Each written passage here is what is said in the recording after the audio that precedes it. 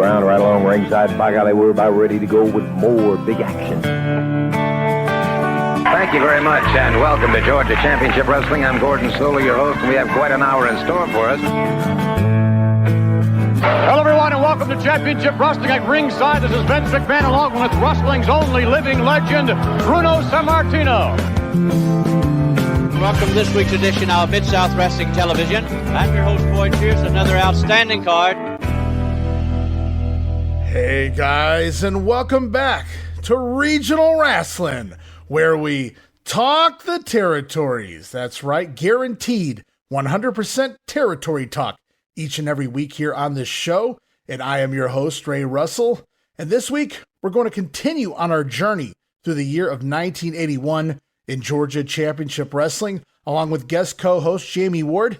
Yes, that's right. This week, we'll be closing out the month of March in 1981 as we take a look at a very important piece of Georgia TV history, as well as look at another awesome OMNI card as well. And you're going to want to stay tuned this week, guys, as the Fabulous Freebirds. They aren't here to play, no, but they're most definitely here to stay, and nobody will know that better than one Ted Dibiase and the Junkyard Dog, who will find out firsthand on back-to-back nights that when Michael Hayes tells you something, it's probably going to happen. Awesome storytelling upcoming, some of the greatest pieces of wrestling storylines and angles in all of wrestling history, a hell of a program going on right now in Georgia between the Fabulous Freebirds, Ted Dibiase, JYD, and now Wildfire Tommy Rich. But before we get rolling, just a friendly reminder, you can listen to Regional Rasslin' and our sister shows like the Wrestling Memory Grenade, currently heading into the month of October in our 1987 in the WWF Project. Next stop, it's the October 3rd edition of Saturday Night's Main Event, where we will see one of the biggest angles of the Hulkamania era. The self-professed greatest Intercontinental Champion of all time, the Honky Tonk Man, has started a war with the former champ, the Macho Man Randy Savage, and they will meet for the very first time on TV as part of the NBC program. You guys know the story by now. Honky Tonk Man gonna toss the lovely Elizabeth to the mat, gonna play a tune on the head of the Macho Man courtesy of the guitar, and then we witness the formation of the Mega Powers as Hulk Hogan heads ringside to help out the Macho Man, and we get the handshake that made time stand still, if only for a moment. Yes, the Mega Powers will be formed, and things will never, ever be the same again. Next week on the Wrestling Memory Grenade. And you can also listen to our podcast, Monday Warfare, The Battles Within. It's Raw versus Nitro, as we chronicle and break down the weekly saga that was the Monday Night War. I'll review the shows, we'll talk head-to-head, we'll look at everything going on around the promotions at the time, both in the ring as well as behind the scenes, and of course, we'll take a deep dive into those pesky TV ratings. Always a fun time looking back at what would force the evolution of the wrestling business. And right now, we're in the middle of August in 1996, coming out of the Hog Wild pay-per-view in WCW with new World Championship Wrestling Heavyweight Champion, or is it the NWO Champion, Hulk Hogan. And the WCW roster, guys, is becoming stacked with the likes of Dean Malenko, Eddie and Chavo Guerrero, Rey Mysterio, Benoit, Psychosis, Ultimo Dragon. So much TV goodness ahead there on Monday Nitro. Then over in the world of the WWF, Ahmed Johnson has just suffered a major kidney injury and he has to vacate that Intercontinental title, while Shawn Michaels is slated to defend his WWF Championship against Vader at the upcoming SummerSlam. Plus, The Undertaker and Mankind continue their war as they await the Boiler Room Brawl. And you can listen to all of those shows and more as part of the WrestleCopia Podcast Network, located over at WrestleCopia.com. That's WrestleCopia.com, and anywhere your podcast streaming needs are met, from Apple to Spotify, Google, and beyond. And be sure to follow me on social media, guys. Follow me on Twitter at Rasslin Grenade. That's at RASSLIN Grenade. Also, follow and like me at Facebook.com/Rasslin Grenade. Follow me on social media for all the latest goings on at the WrestleCopia Podcast Network. And I'm also constantly adding old school video clips and pictures from throughout wrestling history. And speaking of videos, make sure you subscribe right now to my YouTube channel. You can find me there at youtube.com/wrestlinggrenade. 500 videos and counting, uploading new footage all the time as I continue to preserve my old VHS collection by converting it all to digital. And before we get going, just have to once again thank all of the loyal listeners of the WrestleCopia brand. Your support means so much to me, as well as the brand itself. Please continue to promote the shows you enjoy, retweeting, liking, following, subscribing. And if you have a couple minutes, guys, leave us a quick positive review on your favorite podcast streaming service. It goes a long way. And if you enjoy the stuff that I put out there, the time and the effort that goes into producing quality, professional content that hopefully not only informs, but also entertains, now would be a beautiful time to become a WrestleCopia patron. You can find me there at patreon.com/WrestleCopia. That address again, patreon.com/WrestleCopia. Multiple tiers to choose from, but I only ask you to give it a try at that $5 all-access tier. Gonna get you all sorts of gifts for just $5, including all of my insanely detailed book-like show notes, pages upon pages of show notes for every episode of the Wrestling Memory Grenade, Monday Warfare, and the Regional Rasslin podcast. Plus, you'll get early access to many of the podcasts here on WrestleCopia. You can listen days and sometimes as much as a week earlier than the rest of the listeners. Also, you'll receive remastered versions of the earliest episodes of The Grenade, covering the 1989 NWA project. Includes enhanced sound quality and new content and conversations originally edited out of the initial broadcast due to time restraints, edited right back into the show. But that's not all. You'll also get digital downloads for your viewing and reading pleasure. Patrons love the digital downloads, guys. And of course, our Patreon exclusive watch-along series, covering many past WWF and WCW pay-per-views, Coliseum videos, Saturday night's main events, Clash of the Champions, and so much more. Plus, random bonus video drops, news clipping ads. You never know what I'm going to add next to that $5 all-access tier. And you get all of that, as I just said, for the low, low price of just $5. It's early access, insanely detailed show notes for 3 of the podcast shows, plus Patreon exclusive watch-alongs, remastered episodes with new content added in, digital downloads, random bonus videos, newspaper clippings, and so much more for just $5. No subscription, cancel anytime. Show your support. Give it a try for a month. I think you'll like the content I offer, and every penny of it, guys, goes right back here into paying the bills and keeping the WrestleCopia Podcast Network up and running for the months and the years to come. And now, with all of that out of the way, all right, guys, it's time to head back to 1981 one more time for some more Georgia Championship Wrestling.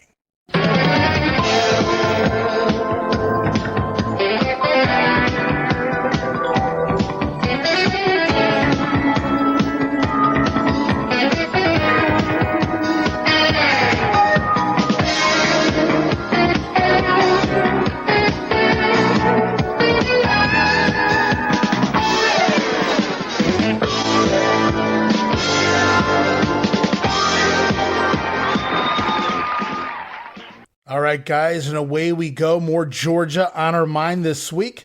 Going to talk a pair of very important pieces of Georgia Championship Wrestling history here. Going to tackle an episode of GCW TV leading into the March 29th OMNI Card as well. And I'm not going to waste any time. So let's bring him back one more time here. Mr. Jammie Ward, welcome back to Regional Rasslin. It's been way too long, Ray. I'm excited. Let's get ready to rock and roll and hoochie coo. All right. I love to just jump right back in it. Man, you always say something that references something that I'm doing on my other podcast, Rock and Roll Hoochie Coo, the Pile Driver album, ready to drop on the Wrestling Memory Grenade show in 1987. Rick Derringer and Mean Gene. You love that version, don't you? See, great minds think alike, Ray. You're doing that, and I'm thinking of it. Hey, at least I have a reason to be thinking of it. I don't know what your excuse is, Jammie. Stupid stuff sticks. That's what happens. There you go. Well, before we get any further into the year here of 1981, Jammie, fairly soon we're going to get to the point where we can pretty much watch all, or at least most of the TV for the remainder of the year in its entirety for the most part. But This early part of 1981, it's taken a lot of extra research, reading various clippings and results and fanzines, tons of extra work, extra diving into my old tapes for TV footage to find things like the detailed results and the sound bites that you guys hear on the show. And that makes this show as detailed as it is, doing all of that, Jammie. That said, I have to thank the likes of the following names for their past and perhaps continued contributions to keeping historical records of wrestling history. At least it's history now. Maybe not then when they were doing it, but I gotta thank names like Philippe Zimmerman, Keeling Smith, who always noted he was aided by Fred Adams and Thomas Davis. Also, 100% have to say thanks to the late, great Terry Justice. And in regards to some of the missing Georgia TV that we've been covering, absolutely must thank Mr. Walt Wilansky. I don't have all of his detailed TV recaps for Georgia, but it has definitely helped us put together pieces of the puzzle on more than one occasion. So big thank you to Walt, and I hope he's doing well. Yeah, I believe Walt's from the Philadelphia area, but somehow I've never crossed paths with him. Never crossed paths. Maybe there's a reason for that. No, lucky him, not me. So last time we were here, you were here, Jammie, coming out of the March 21st edition of Georgia Championship Wrestling on WTBS. Now a week away from the next big OMNI Card. Going to look at some house show results heading into the following week.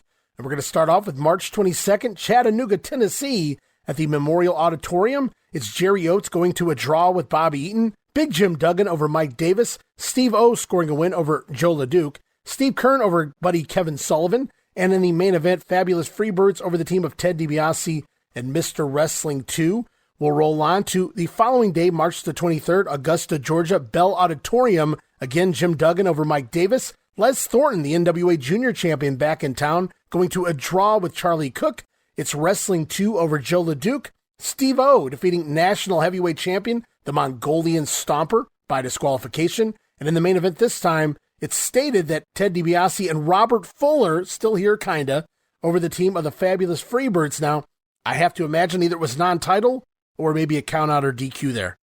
Yeah, most likely, and I believe this would be Fuller's last match from things that I have seen. I think but he does. We'll find out as we go along. Yeah, I think he does pop up maybe one more time if I remember correctly. But we'll have to wait and see. I could be wrong, but I think that's what I saw when I was going over my notes. But we'll see when we get there. Right now, we're going to go on another house show before we head back to WTBS Studios, March the 25th, Columbus, Georgia. Oates Country, if you will, in the Memorial Auditorium. It's Mike Davis over Ken Timms, Steve Keirn defeating Bob Garrett. It's Ted DiBiase beating good friend Big Jim Duggan. You think maybe they met in Georgia? I was just thinking that today. Okay. A lot of friendships were probably made right around this time because a lot of guys do cross paths several more times throughout their career. Yeah, I just thought maybe this was the first encounter between these two. Pretty cool to see Ted DiBiase going over here on Jim Duggan. Also on the card, it's World Junior Champion Les Thornton defeating Steve O. And a rematch from last week here in the Columbus, Georgia area. Ted Oates, this time defeating Bobby Eaton in what's referred to as a street clothes match. I'm assuming that's a street fight, maybe come as you are, if you will. And after defeating the Stomper in a non-title match on the local Columbus TV in the main event, it's Jerry Oates defeating National Heavyweight Champion, the Mongolian Stomper, yet again, this time on a disqualification. So the Oates boys doing Columbus, Georgia proud here. Ted Oates continuing to go over on Bobby Eaton in their little mini feud in Columbus. And then in the main event, Jerry Oates scoring another big win over the Stomper, even if it's by disqualification. Yeah, hey, the Oates brothers will take a win any way they can get it, but it is really good how they never bury the Oates in their supposed hometown of Columbus, Georgia. Yeah, it's so weird. You see them pop up on TV, maybe the Omni, maybe a few other house shows, but once they get to Columbus, Georgia, they're the real deal. They're clearly selling the house. I don't know what the arena drew there in Columbus, but they're a big part of those shows. There's no doubt about it. You can see it right there. They're in the semi-main and the main event. Yeah, and that's, hey, if you're drawing money, that's why they put you there. All right, guys, and here's what you came for. We're heading into the weekend of the next OMNI Card. Big things ahead here this weekend, Jammie. Some really big things as we move on to March the 28th, Atlanta, Georgia, WTBS Studios, and we kick the show off hot.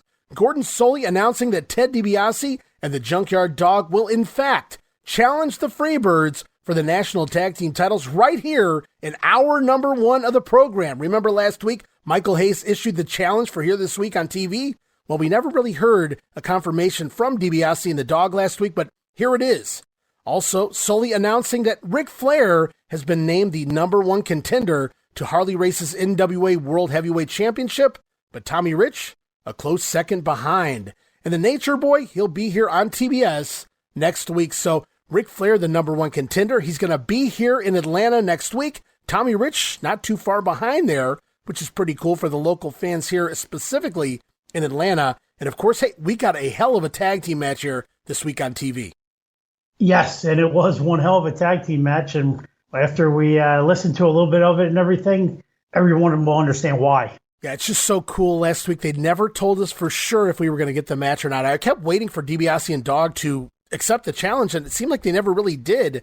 But Gordon confirms it at the beginning of the show here this week. It will indeed go down in hour number 1 as in comes Wildfire Tommy Rich for a promo. Tommy talks a change in his heart and philosophy since he went away. Sully calls it a maturation process in his own emotions. I wrote, wow, that's deep. Gordon Sully getting a little deep there with Tommy Rich. Tommy says at one time he was disappointed in himself, not realizing that the fans were with him the entire time.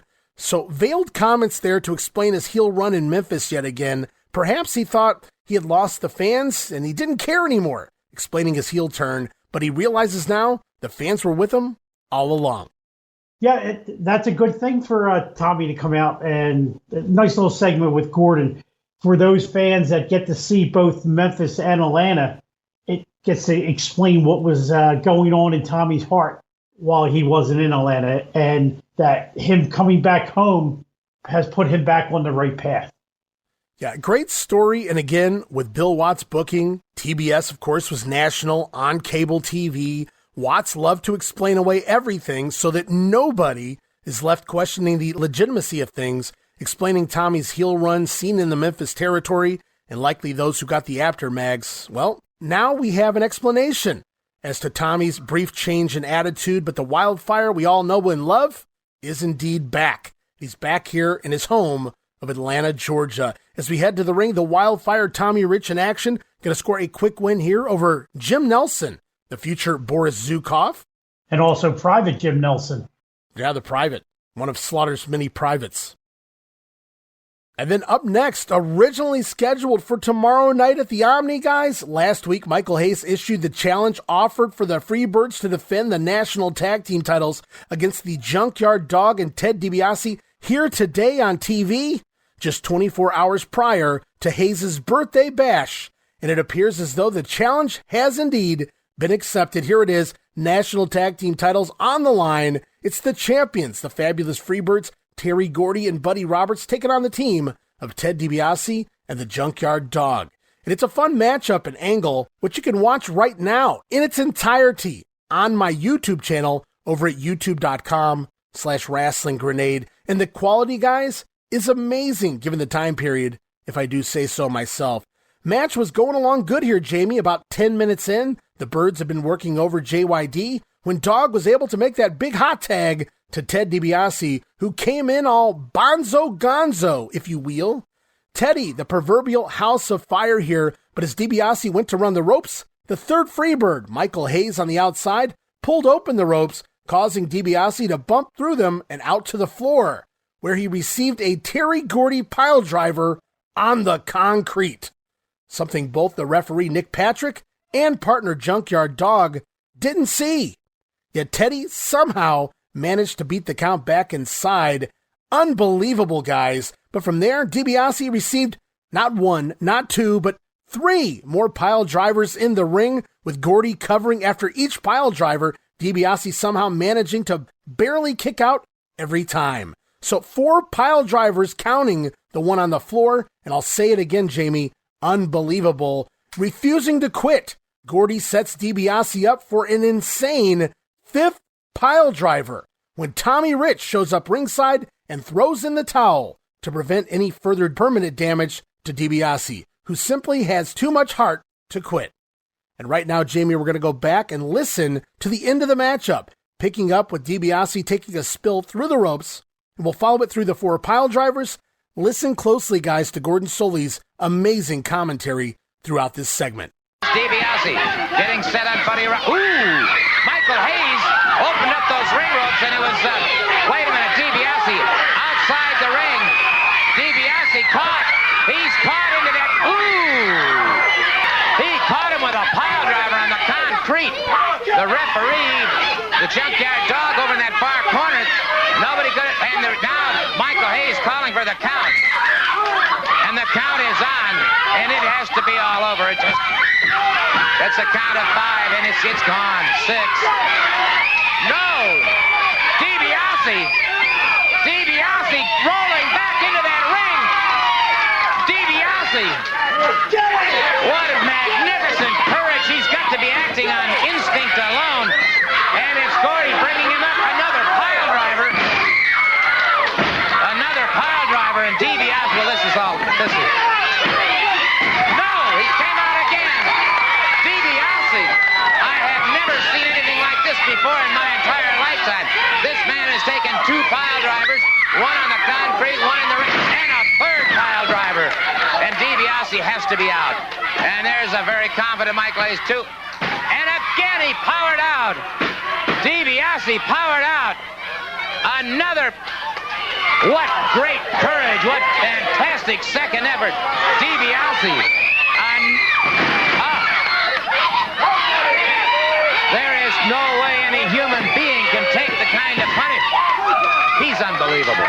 He is absolutely unbelievable. Terry Gordy, Michael Hayes, Buddy Roberts, all 3 studies in frustration, but I'm a study of absolute amazement. Wait a minute. Tommy Rich just threw in the towel. There was no way the Junkyard Dog, who was kept crying for Dibiase to tag up, there's no way he could have known about that one in the concrete. But Rich must have seen it on the monitor. But Rich is in there exploding. And it is Michael Hayes, Terry Gordy, and Buddy Roberts leaving the ring. But Tommy Rich has thrown in the towel before we could have possibly seen an end to a wrestling career. But it is... and they're down there administering now to Ted Dibiase. Let me... wait a minute. Wait. Well, no, he's hemorrhaging. He's hemorrhaging. Don't move him. Don't move him. Do not move him, please. Don't move the man. Let's call an ambulance. Let's call an ambulance, please. Don't move him. Do not move him. Leave him absolutely still. Somebody call an ambulance right away. We'll be back. We'll be back in just a moment, please. Ted Dibiase is now being loaded on a stretcher. They have spent a considerable amount of time now very carefully putting a back brace or a back scoop under his body. All right, so there we go, Jammie. I mean, you've seen the match recently yourself. I mean, the door is open. Share your thoughts about this angle, the way it played out, Gordon Soley's commentary. Whatever you have to say, please share it with everyone out there. I mean, this has to be, in my lifetime anyway, probably the greatest angle I ever saw on Georgia Championship Wrestling. I actually got to see this one live at my buddy's house when it occurred. It was just amazing that, you know, at the time, I'm not smart to the business. Dibiase kicks out of 4 pile drivers, including 1 on the concrete floor. It just shows how great Dibiase was in selling. Did you catch it's either the 2nd or the 3rd pile driver? He takes it like a wooden plank. They hit the ground, and he is perfectly perpendicular. Yeah, straight up. Yeah, I think it was the 2nd one, but I'm not. It could be. You're right. It was the 2nd or 3rd one. I know what you're talking about. Yeah, I remember seeing that. And then he just falls over, you know, stiff as a board, right down. It was just completely amazing. And then you have Gordon after Tommy throws the towel in, and they shoot to that one side angle where you can see Gordon in the background, and Gordon taking charge, telling him, "Do not move the man. Do not move the man." Gordon was at the top of his game here, too. Everybody involved in this match. Every aspect, every little detail. Yes. No, these guys didn't plan this. Yeah, I get the angle was planned out, but the little things that weren't planned out, like Hayes, obviously he opens the ropes. Dibiase takes the bump to the floor. If you watch, Hayes walks over and slaps Gordy, his own partner. What are you doing? Get over here and kill the man. Pile drive him. Pile drives him on the concrete after instructions from Michael Hayes as Gordy was just kind of standing there. And Hayes says, no, let's do away with this guy. And then he beats the count back in by 8 or 9, which is unheard of, a pile driver on the floor back in this time period. and he hits him again, and he kicks out again, and maybe 4 was overkill in any time frame, I think, especially back in that time. But I get what they were going for. Dibiase had the heart. He was kicking out whether he really should have been or not. And Gordon Solie getting over the point twice during this that the Junkyard Dog missed the pile driver on the floor. Maybe he would have gotten more involved in the match. The reason the referee allowed the match to continue, the reason the dog wasn't more involved during the Gordy Dibiase stuff in the ring was because they both missed that pile driver on the floor, and Gordon making sure repeatedly to put that over, make sure we knew that. But still, after the second pile driver in the ring, the third overall, you would have thought JYD would have entered in and broke it up at that point. You would have thought, yeah, but it's Tommy Rich who comes out and throws in the towel instead. That's because Tommy Rich is the man that wears the blue suit and the red cape right now. Yeah, and I feel like if this was JCP in the mid-'80s, that would have been Dusty Rhodes on the way out there throwing in the towel, baby. Got to get involved in everything there, but... Yeah, but all right, just a quick sidetrack. You know, we do pick on Dusty a lot, but the guy was over. And we didn't know about Virgil Reynolds back then. No. But what did they say? 2020. Hindsight's 20. Yeah, hindsight's 2020. Yeah. And well, anyway, back to this match. There's only one bad piece of this match. Watch the part where Hayes opens up the ropes. Dibiase had plenty of time to stop. Oh, sure, yeah. I mean, if you're going to nitpick there, Jammie, damn it, ruin everything. But the camera angle was straight on. Oh, yeah. No, but it was just a really well done angle. I mean, Solie amazing there, hyped up, selling the story, putting over the heart of Ted Dibiase, realizing the dangers of moving Ted after the match, instructing the other wrestlers and Nick Patrick not to move him and call for an ambulance. Real quick at the end there, returning from break, we even hear Gordon's voice completely change throughout the commercials to one of a very serious and worried Gordon Solie for Ted Dibiase's well-being. Really cool stuff. And I want to go back just really quickly to Dusty Rhodes. Yes, I give him shit all the time. Me and my son, like I said, we've been binging Mid-Atlantic, so it's very easy right now to point out Dusty flaws in the booking. But at the same time, you know, we love him, and it's fun watching him, and it's all in good fun, really. It's not like, I hate the man or, whatever. I grew up a big Dusty fan, so whenever anybody listens to us talk like that about the Dream, I'm really just having some fun with them. Yeah, I agree 100%. I had a little bit of feedback on that. We're a little bit too negative on Dusty, so I just wanted to monster Dusty fan out there. I apologize, guys, kind of set the record straight that we don't hate Dusty. It's just that we're looking from that perspective of 30 years later, and we have learned so much about exactly what he was doing behind the scenes that it just brings it out of us. Oh, yeah. I mean, and with me, the way going on. Yeah. And I mean, you've heard me with Tom Robinson in the past. I just like to have fun sometimes. I give people crap for no reason. It's just all in good fun, really, at the end of the day with me. Obviously, it's just wrestling at the end of the day. And oh, yeah. I love it for what it is and what it was specifically. And yeah, I mean, so I apologize, guys. I'm not going to always tell you everything you want to hear or agree, with your side of things, but that doesn't upset me. That's what being a wrestling fan is all about. I'm sure I like guys that other people don't care for and vice versa, but I was a giant Dusty Rhodes fan. I don't know that I particularly cared for everything he ever did booking wise, but that doesn't, change anything. Yeah, I've used this line before, and I actually started using it around 1986. I love Dusty Rhodes. I just didn't like Virgil Reynolds. That's the guy in the credits at the end of Crockett, right? Yeah, Virgil Reynolds. Yeah, that guy. Yeah, I remember him. But we're going to finish it out. Gordon's update right now is Ted Dibiase stretchered out of TBS Studios. Let's listen to Gordon. A stretcher, they have spent a considerable amount of time now very carefully putting a back brace or a back scoop under his body. They've already applied a neck brace. I can only say that this paramedic team has really been outstanding. They've done an outstanding job of administering to his one leg appears to be considerably short, as if that spine could have been jammed. They're being exceptionally careful regarding his spine. They continue to take him from the area now. But again, certainly my heartfelt thanks and my congratulations to this paramedic squad, because they arrived here very, very rapidly and administered aid to this man just as quickly as they could. And he is now being removed to the hospital, and just as quickly as I get word from the hospital. So the Birds try and end the career and maybe the life of Ted Dibiase here. Tommy Rich then aids in chasing the Birds away from the ring while Dibiase stretchered out and is announced as being taken on an ambulance to the hospital. A very serious angle here, more cowboy booking 101, as the Freebirds have taken out yet another man. We've seen them take out Plowboy Frazier in the past with that spike pile driver, but this time a lot more to it. 4 pile drivers, 1 on the concrete. Ted Dibiase on his way to the hospital. Yeah, I'm going to guess, because I don't know the answer. I'm just going to guess DiBiase probably went to Japan during this brief hiatus, because he was out for about 4 weeks here.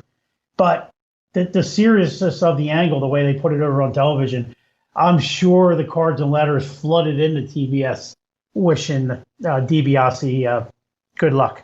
Oh, you have to imagine that was the case. And, I typically always look at see what guys do when they're written off of TV. And this time, for some reason, I forgot to do it, Jamie. And it's kind of funny you mentioned that maybe DiBiase went over to Japan, because he's already done that twice on the shows I've been doing with Roman in regards to the Mid-South. Of course, he was taken out with that brain buster by Dick Murdoch, and then now taken out by the Sheep Herders, a flag pulled to the throat, and he's back off to All Japan again in the spring of '86. So DiBiase, no stranger to injury angles in order to do some work over for Baba in All Japan.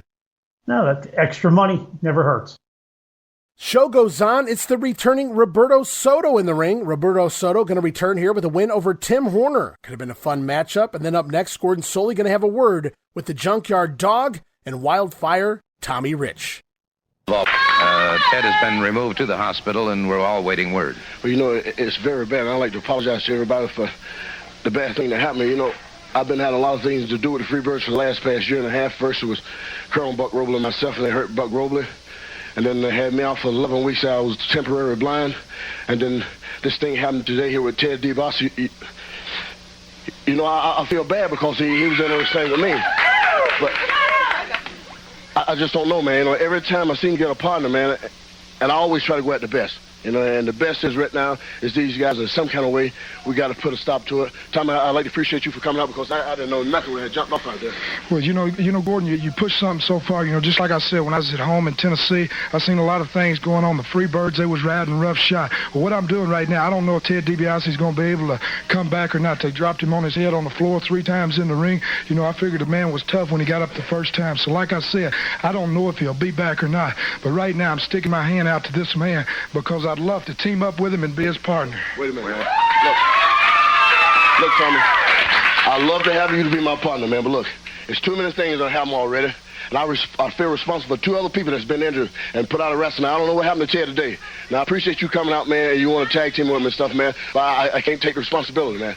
Dog, when I started wrestling, they said I was going to get hurt a whole lot. So right now, just like I said, I know what I'm taking on. I want to be your partner, and I ain't going to take no for an answer. Whether you say I can or I can't, if Ted ain't there at the Omni, I'm going to be right there in your corner, because when I was in high school, we had a guy, he was a big, bad, tough guy, he was a big, burly boy, but the only time he was tough was when he had 2 or 3 guys in front of him, he stood behind him and talked. And we finally found out he wasn't nothing but a sissy. And as far as Michael Hayes, he ain't nothing but a sissy. The only time he wants to stick his nose in, Gordon, is when somebody's down or something like that. With the dog and myself, just like I said, if Ted ain't going to be there, I'll be there, Tommy, and I'm looking forward to teaming up with him. Well, there you have it then, and it's official as far as I'm concerned. Tommy Rich, the Junkyard Dog, shaking hands. You know what? Tomorrow night at the Omni. We're ready, fired up, ready to go. So let's bring it all on. Tomorrow night. It's going to happen. So the story continues on the same episode of TV, because they really don't have time in between.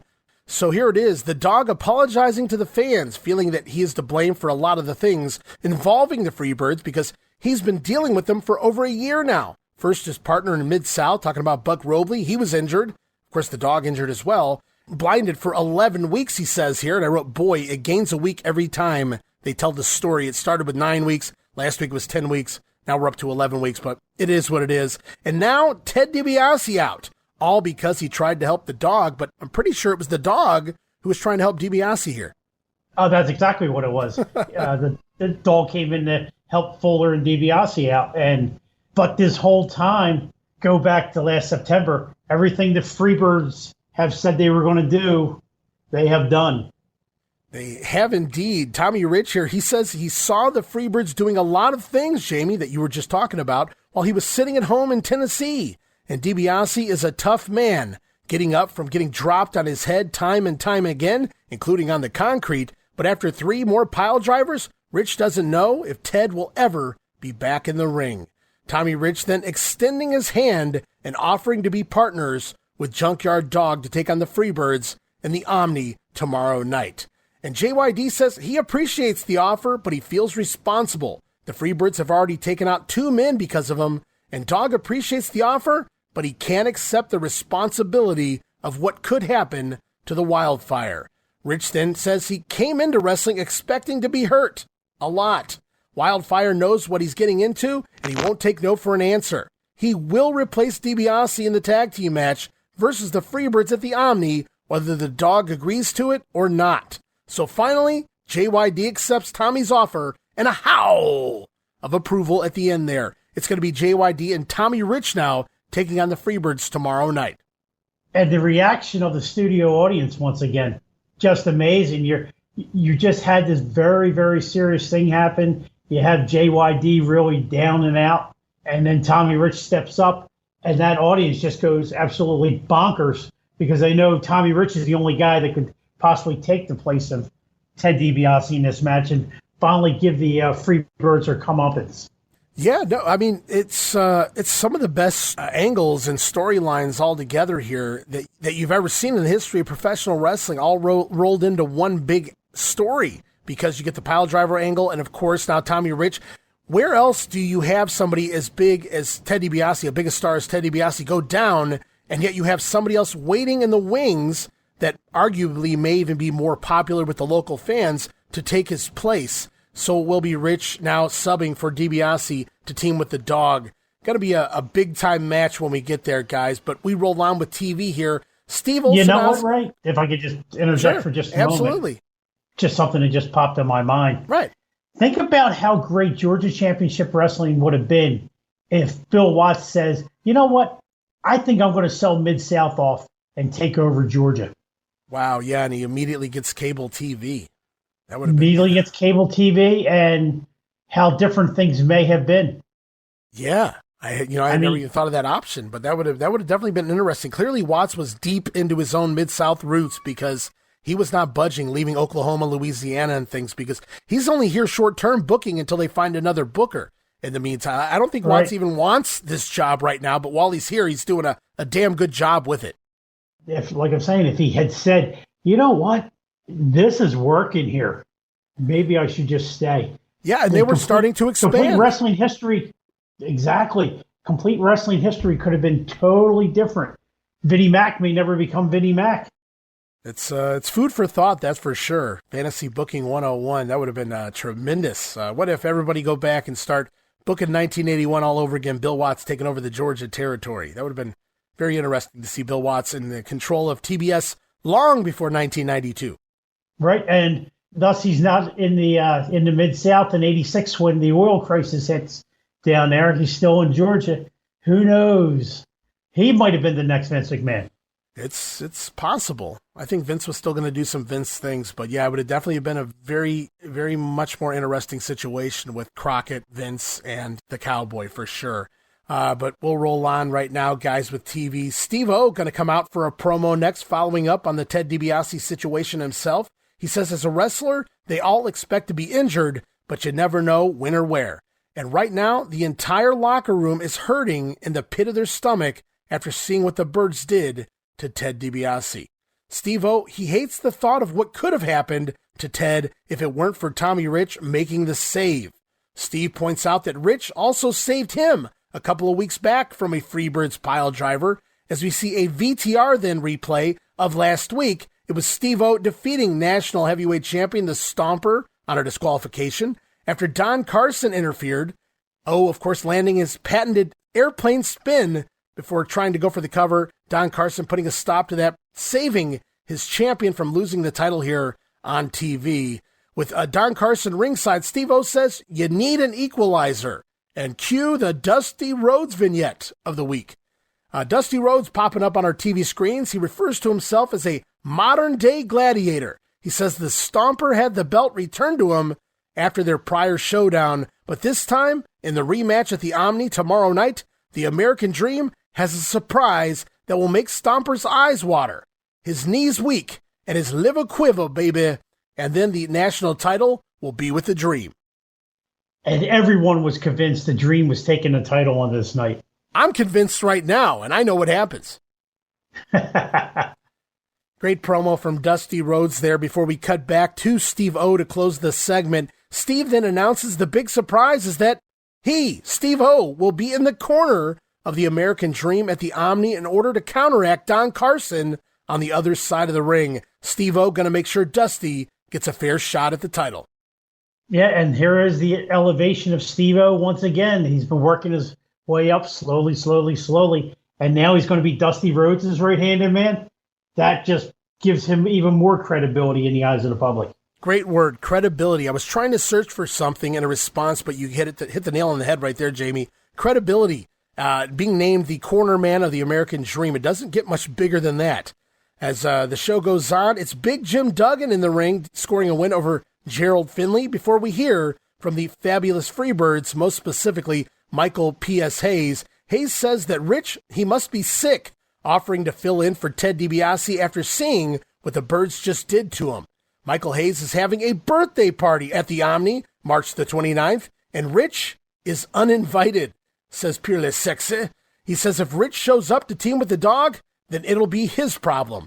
Rich may have saved Steve-O a couple of weeks ago, but he couldn't save Dibiase today, and he may not be able to save himself tomorrow night. Great promo from Michael Hayes, as usual. And the Bill Watts influence to reference back when Tommy Rich made his debut there at the beginning of March when he came in and saved Steve-O from getting a pile driver. Yeah, it was all the way back there, wasn't it? I was thinking it was more recently. No, it was at beginning of March. You're right. It was a few weeks ago. But yeah, that's pretty cool. And I love that, they do keep doing that. They keep referencing. Everything ties in together. Everything makes sense, and it's just so cool and a breath of fresh air. Yeah, the entire Freebird story has been that way, except for the end of the Kevin Sullivan Austin Idol team. That's the only thing that didn't make any sense. Well, we can't blame Bill Watts for that one. No, that wasn't Bill's fault. Show goes on. It's a promo from the Minnesota Wrecking Crew, Ole and Gene Anderson.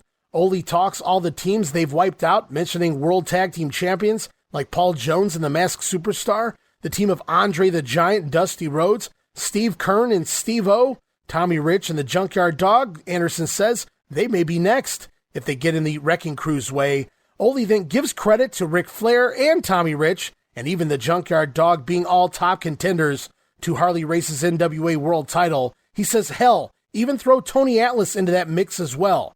Tony may be Mr. USA, says Ole, but so would the Andersons. Could you imagine Ole Anderson as a Mr. USA, should he have chosen to enter such a contest, of course? Ole could have done anything he wanted to. He'd have bullied his way to the championship. But Ole reminds us all that the Andersons, they're not bodybuilders. They're wrestlers. The best team in the world. They may not do a bunch of fancy moves, but they do what they do better than anyone else in the world. Ole recommends their future opponents get some insurance policies in line before they step in the ring with the Minnesota Wrecking Crew. Very serious promo there from Ole Anderson. They naming teams from the past and naming teams looking forward to take on maybe teams like Rich and JYD in the future. Could have been a fun match as well. So the Andersons are definitely here, and they're looking for some competition. And Ole brings up a name that we haven't seen in a month or even mentioned in over a month in Tony Atlas. That's right. Last time we saw Tony, he lost that cage match to Harley Race, and we really haven't heard a mention of him or the Georgia title at this point.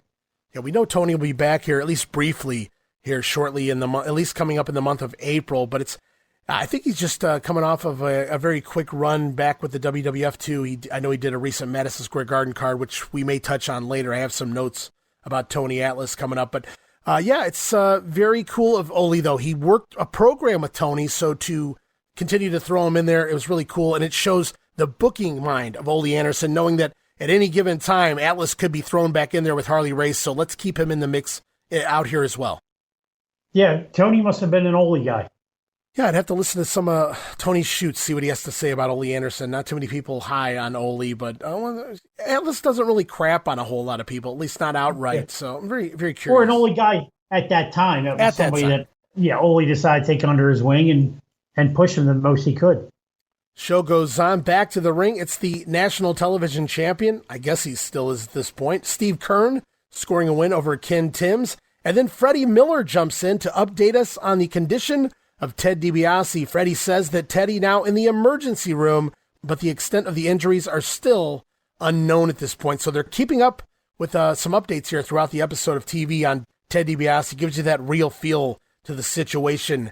As we're back to the ring for the Andersons, Ole and Gene, the Wrecking Crew, scoring a win over Tom Hart and Mike Fever. Haven't seen Mike Fever here in 1981 yet. Pretty cool.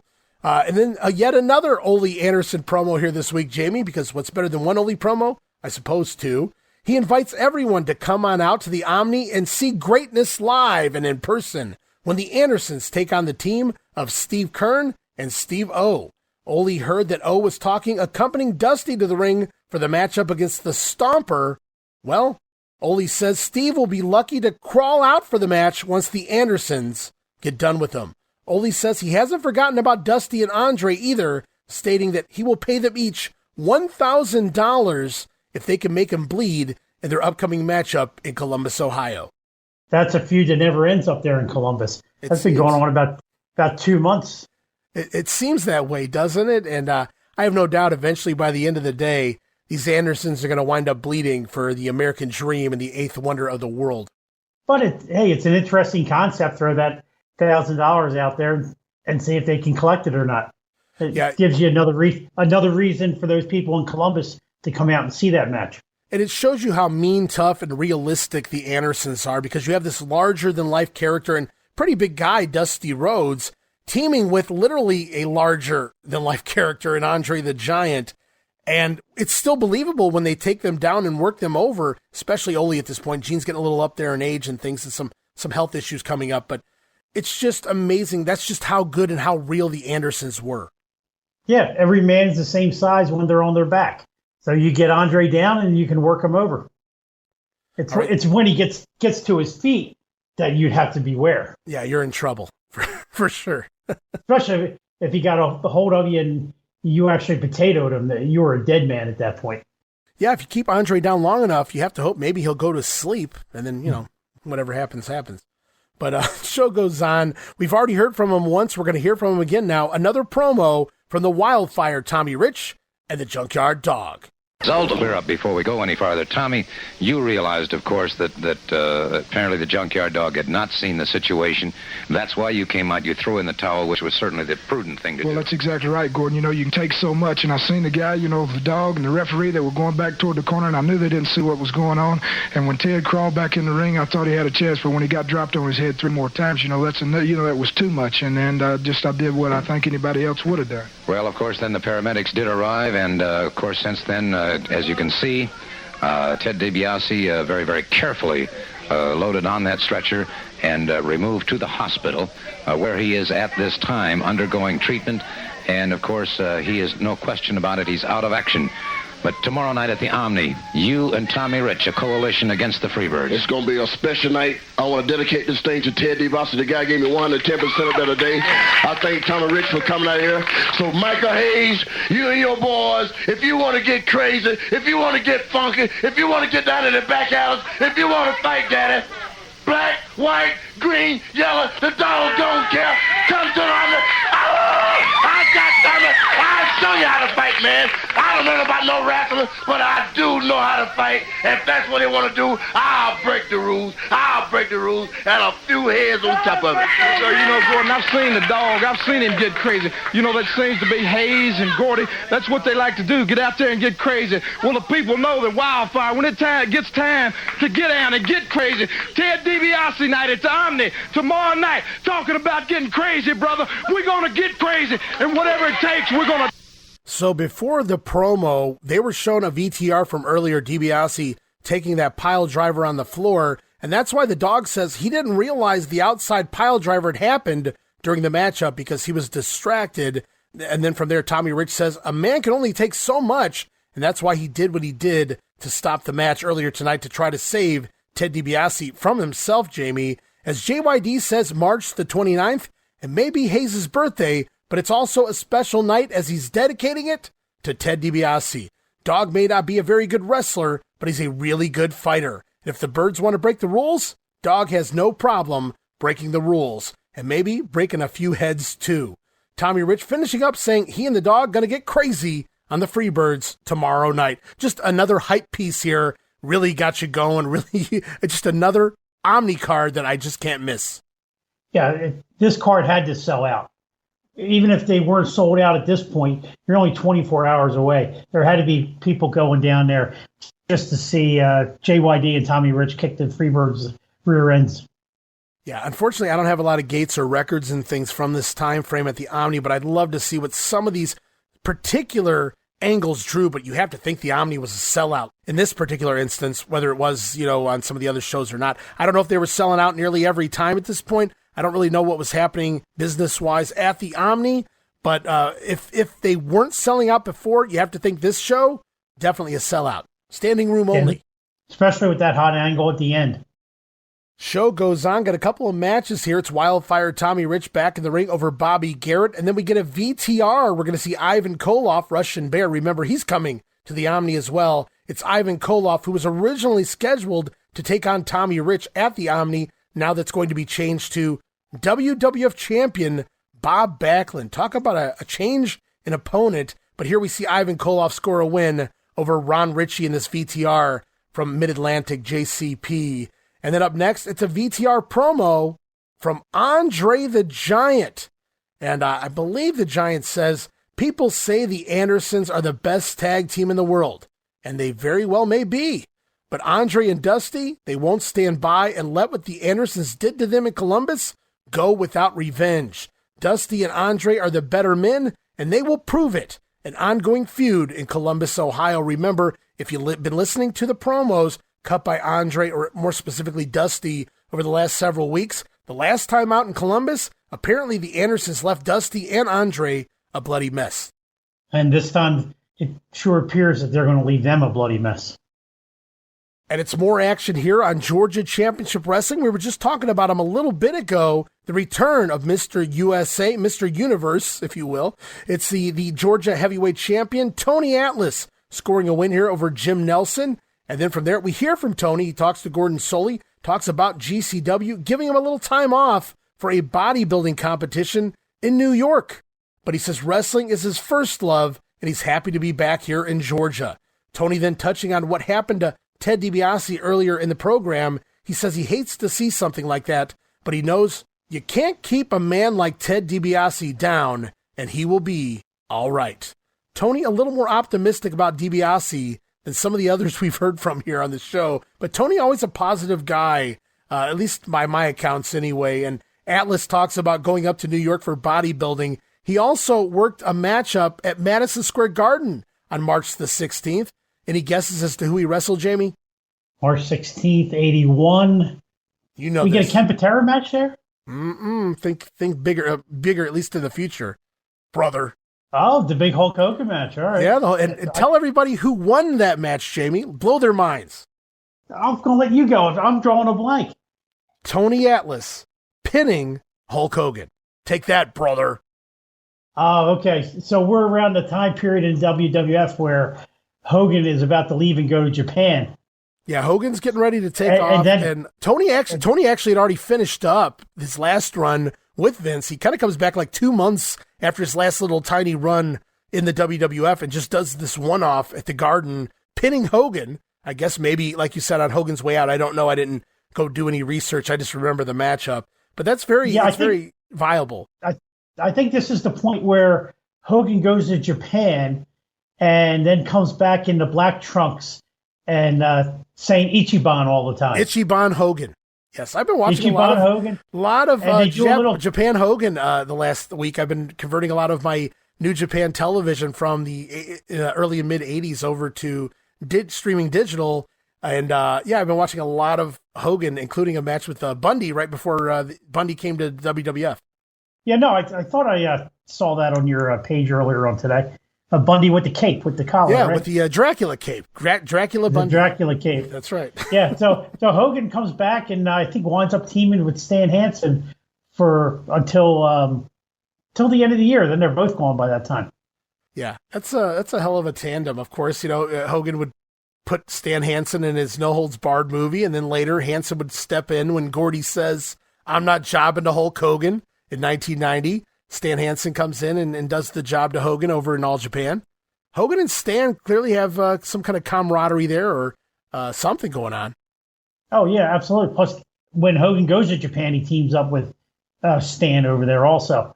So, a lifelong friendship is born at that time. But back to Tony Atlas. Right. Now, I didn't look forward in the results. Now, again, here we go, the little nuances. Him being mentioned in the Ole Anderson interview makes sense now. Here comes Tony Atlas back down a little bit later. Yeah, and it's Tony had that run, that feud, if you want to call it that, with Harley Race. They went all the way to the cage match. Tony didn't get the job done. He came out not the world champion, and then Tony disappeared, and it appears maybe he did go to a bodybuilding competition and stopped off for Vince McMahon as well, Vince Sr., if you will. So Tony, he's got a lot of things going on, but it's kind of interesting to watch Tony jump in and out, how well he can change up things, still train for bodybuilding and wrestle at the same time. Yeah, and he'll be back in Georgia in about a year.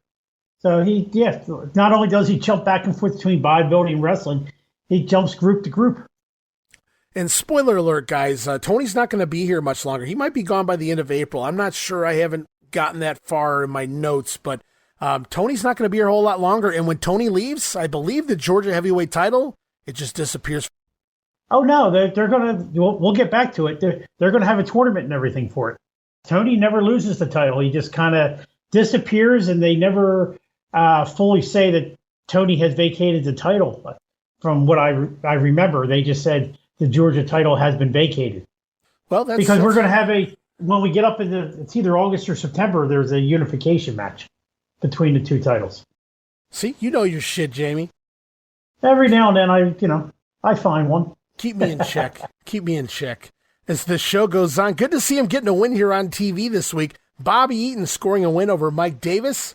And then from there, perfect booking here as we're going to close out the March 28th edition of Georgia Championship Wrestling with another Freebirds promo. I don't think you're going to complain about that one, Jamie. Michael Hayes referencing the JYD dedicating the OMNI show to Ted Dibiase. Well, the Freebirds already dedicated this show to Ted Dibiase after what they did today. Michael Hayes throws back to a previous episode promo where he talked about going home to get his plan together. Well, everyone thought that he'd return and take out the dog, but that plan, it was for Ted Dibiase instead. Hayes points out that Tommy Rich and JYD have never teamed up before, but if they want to come to Michael Hayes' birthday, his party, it'll be Hayes the one handing out the presents on March the 29th. It may mark the last time that the Junkyard Dog sees his wife, his baby, or anything else for that matter. Michael Hayes going to prove once and for all, he ain't no sissy. Some amazing mic work here this week by Michael P.S. Hayes. And yes, I know he always cuts a good promo, but this week, some exceptional lines spat out here in some of the interviews. And what's even priceless in this interview, when Hayes says that he ain't no sissy, he kind of presses his hair up from behind. Right, lifts the hair. Right, yeah, like the old time movie actresses would pump their hair up in the back a little bit. That's what Hayes was doing at the end of that interview.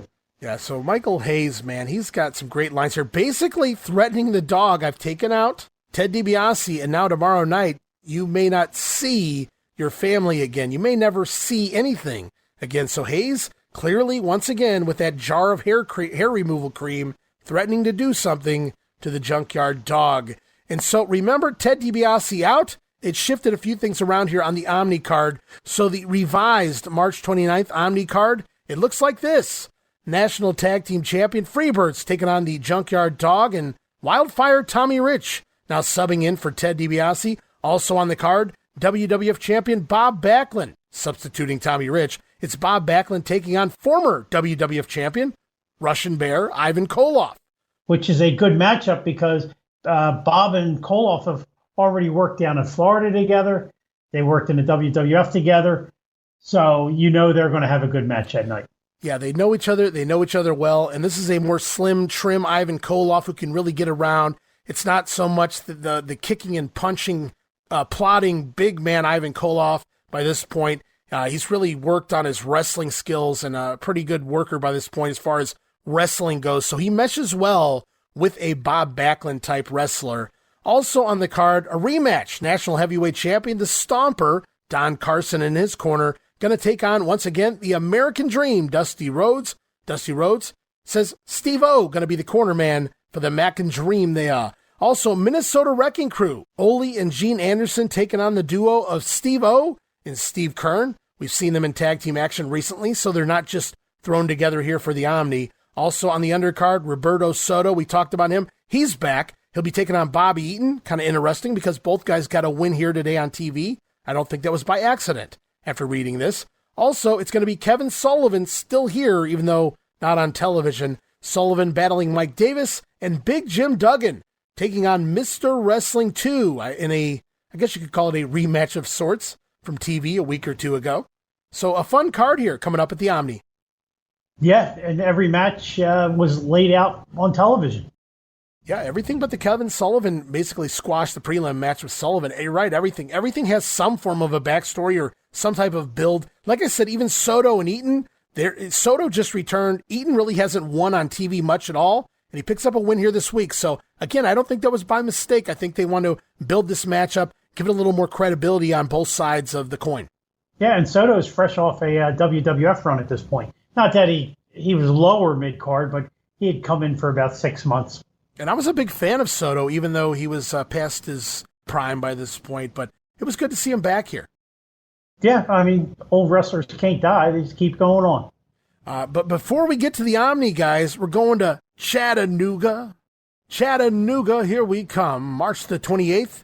Later on in the night, the guys have to make the drive from Atlanta up to Chattanooga here at the Memorial Auditorium. It's the Mighty Yankee. You think that was Frank Morrell? I have no idea. The Mighty Yankee over Mike Davis in the opening matchup. Also on the card, Charlie Cook over Bobby Garrett. Roberto Soto defeating Les Thornton by pinfall. Clearly the World Junior title not on the line there. Also the National Tag Team Champion Freebirds, Gordy and Roberts, battling Roberto Soto, subbing for Ted Dibiase, and Mr. Wrestling 2 to a no contest. And in the main event, it was Steve-O scoring a win by disqualification over the National Heavyweight Champion, the Mongolian Stomper. So Steve-O and the Stomper getting a little work in here on March the 28th.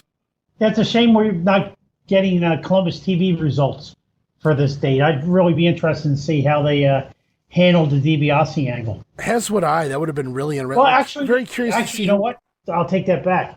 This show airs before the night show, so they wouldn't even have mentioned it. Right, they would have just kept DiBiase off the show. I would hope, anyway, because Columbus is close enough to Atlanta. I don't know if I would risk that. But, yeah, right. It's very interesting. I don't have a whole lot of Columbus TV results. I wish I did. I'd love to see more of the footage, to be honest with you. I think anybody would, but anybody listen to this show anyway. But, yeah, I just don't have a whole lot of the results. I'd love to get more. If somebody has more, please send them our way because, man, it's just a great way to continue to collect pieces of history. And I love it for not just my research, but I keep all the results saved on my computer and on my Google Drive as well. So, yeah. You would think it's probably sitting in somebody's notebook in Columbus, Georgia, in an attic, that their grandparents kept. Those results have to be out there. It's just a point of where. Oh, I'm sure. I'm sure of it. I just, hopefully one day some will pop up because I'm really curious, not just what they did this week, but what they do a few other weeks as well when some of these angles go down. But there was also a card in Tuscaloosa, Alabama on the 28th, but I have no results there. But I always find it interesting whenever Georgia dives over into Alabama, crosses that border over into Fuller country.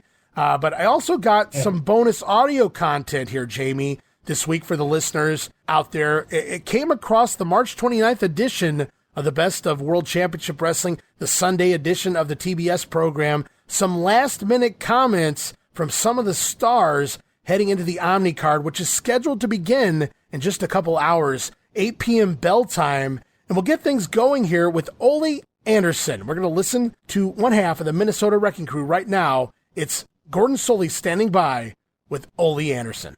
Critic of yours, because certainly anytime you interview a star of the magnitude of Ole Anderson, you're going to be a little bit tongue-tied, as you just were.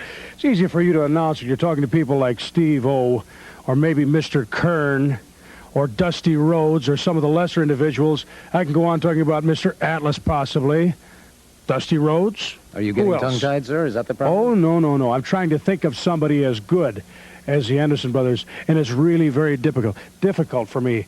Maybe you're right. Maybe I do get a little tongue-tied when I talk about the lesser individuals, but I know this. When it comes to wrestling, there's nobody better anywhere in the world. Throw out the Rhodes, the Andersons are the best. Throw out Mr. Two, throw out Atlas, throw them all out. There's nobody to compare with the Anderson brothers, and you'll see it anytime you see us wrestle. Well, thank you so very much. So, fairly generic promo there, putting over the Andersons. I don't think even Ole knew what he wanted to talk about there, but it was just some rare audio, so I threw it in. Thought everybody would kind of enjoy. Reminds me of that interview that we had back in February where Mr. Two said he was going to Mr. Two. Get the wrestling license, Ole here. The manager license. Yeah, the manager license. That whatever happened with that? Did he fail the test? Out of nowhere, and they never really followed up on that in any manner. I mean, he was at ringside for some stuff, but they never really followed up on that. Yeah, it's like they threw Ole on there. All right, Ole, we need you. Go right now. And I'm not saying he can't ad-lib a promo. We all know he can, but it just felt like he wasn't ready here, and he was like, yeah, I'm just going to talk out my ass. And that's pretty much what that was. But again, it's kind of rare. It's from the Sunday show, so I thought everybody would get a kick out of it anyway. Up next, though, these guys definitely know what they're talking about. Total Focus by the Fabulous Freebirds. Right now, we're going to hear from Michael P.S. Hayes heading in to tonight's big OMNI Card. Through the Fabulous Freebirds, Dibiase never gave up. But tonight, in the OMNI, you're facing Tommy Rich and the Junkyard Dog. You know, tonight in the OMNI, I'm throwing a little birthday party, and it seems that just about everybody that was invited is going to come, and even some of those that weren't invited. But it seems that Ted Dibiase ain't gonna make the party. Ain't that a shame? Because he pushed, and he pushed, and he pushed, and he kept knocking on the door, and finally somebody had to answer it right. Finally, I had to do what you, the promotion, and all of you pushed me into. You see, you're playing with a man that's got a mind that Einstein would have envied, man. I can outthink anybody. You call me sick, yeah. You say I don't play with a full deck? No, I play with a stacked deck. And tonight in the OMNI, at my birthday, dog, come on, 'cause I got a present for you. So it's time for the birthday bash, but it doesn't look like Ted Dibiase will be making the party. Michael Hayes says he doesn't play with a full deck, but he does play with a stacked deck. I love that line. I'd never heard that before. I really popped for it. As Hayes has a present for Rich and the JYD tonight as he shows off that jar of hair cream. So look out, dog. Look out, Tommy Rich. Really great 1-minute promo. Very serious promo there from Michael Hayes. Gets a couple of good one-liners there from Hayes heading into tonight's big showdown. And it's interviews like this that made Michael Hayes one of my favorite wrestlers of all time. Not only can he just get out there and babble and, put his guys over, there's also interviews like this where he's just dead serious. Yeah, it's a great lines here, and this is the throwaway. You got a 60-second promo. Go. It's Sunday night. The people that are going are probably already there. Maybe the arena's already sold out. Nobody's watching this because they're heading down to the OMNI, but go anyway, and Michael Hayes gives it to you. It's some great lines there. I'm not playing with a full deck, but I am playing with a stacked deck. Really cool stuff there from Michael P.S. Hayes. And it wouldn't be fair if we didn't get the other side of the story as well. So standing by now, it's the Junkyard Dog and Wildfire Tommy Rich. Let me take a moment right now to talk to two gentlemen who very, very shortly will be in the squared circle against the Fabulous Freebirds. I'm referring, of course, to Tommy Wildfire Rich and the Junkyard Dog. Tonight's the night at the OMNI. Yeah, and Right, we're mad. Freebirds, I want to tell you something, brother. We went down, we seen Ted. Yeah, he's laid up, and we don't know how long he's going to be laid up, but we made him a promise. We made him a promise. It's going to be Ted Dibiase night just in a little while, Gordon. I'm so mixed up and fired up, I don't know whether I'm coming or going. But I know one thing. Freebirds, y'all better be ready, brother. And we ain't coming to fight. We're coming to fight. I know what you mean. I know what you mean, and the emotions are running that high right now. And the gentleman to my left is feeling just that emotional. Like I told you before, if it's a fight they want, I don't know that much about wrestling, but I do know about street fighting. Oh, Tommy, I got the pepper, baby. You got the salt. It's time for the birds to be baked, baby. We're going to set it on fire. It all happens tonight at the Omni. Make your plans to be there tonight at 8 o'clock. Tommy, a little tongue-tied there. We ain't coming to fight, but we're coming to fight. And he says he's damn mad. Of course, they bleep out the word damn. And he blames it all on his excitement heading into the big matchup, as the JYD says he has the pepper and Tommy Rich has the salt, and they're coming for the Freebirds. You got to be there, Jamie. Oh, absolutely. And, Tommy might have got a little tongue-tied there. Like, I get tongue-tied all the time. But I really don't think Tommy gets enough love for his interviews. No, he knows what he wants.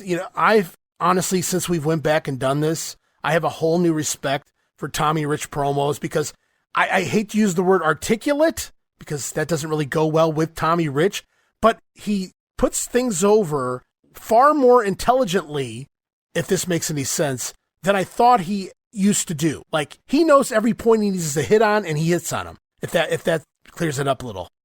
Right. He probably wasn't, and I'm not trying to be funny with this line, he probably wasn't drinking as much at this point, and he knew the points that he was trying to get across, where progressively, even taking it up until like 83, 84, Tommy Rich, and maybe even into Memphis there in 86, 87, where his interviews are a little less coherent because he's just drinking all the time.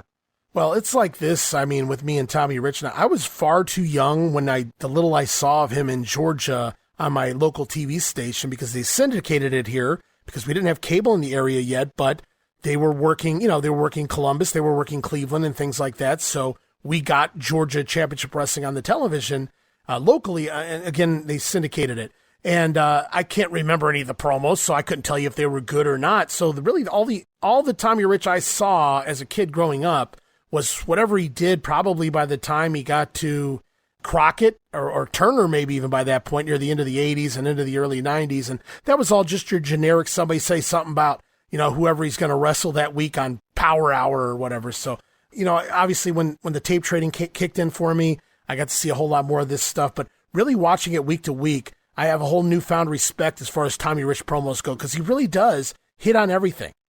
Absolutely. And then what you're talking about there, when he returns in 89, Crockett has already sold to Turner by this point. And you could see he kind of cleaned himself up in the beginning. Yeah. He had lost a lot of weight. His interviews were closer to what he wasn't fighting anybody to really get fired up over. But his interviews were very coherent, and he was closer to this version of Tommy Rich than he was the Tommy Rich of a few years later. Yeah, he seemed alert. I mean, and again, I'm not trying to be funny, but he certainly, Great word there.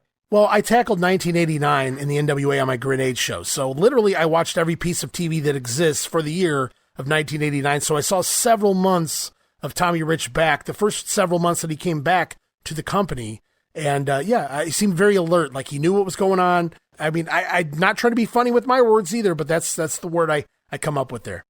Yeah, because the Tommy Rich that I hang out with that one night is, a little less than a year after that. And he must have just given up by that point and decided to collect a paycheck. Well, you know my story, so that's where I'm at. But we're going to close out this program here with Freddie Miller standing by. Freddie going to interview Steve-O. Apparently, Steve, he had hosted this episode of TV. We're going to hear them close out the show as we head into the OMNI, baby. Boy, that Dusty, I don't care what Mr. Carson said. Don Carson, I want to ask Steve-O's opinion. He says he's this and that and not what we've introduced him as, and yet the fans take right to Dusty Rhodes like they do Tommy Rich and you and Steve Keirn. And Ted Dibiase. What about Dusty? Dusty Rhodes has one particular characteristic about him, is that I think he's very charismatic. Yeah. The people have something to associate with Dusty Rhodes. They associate what he stands for.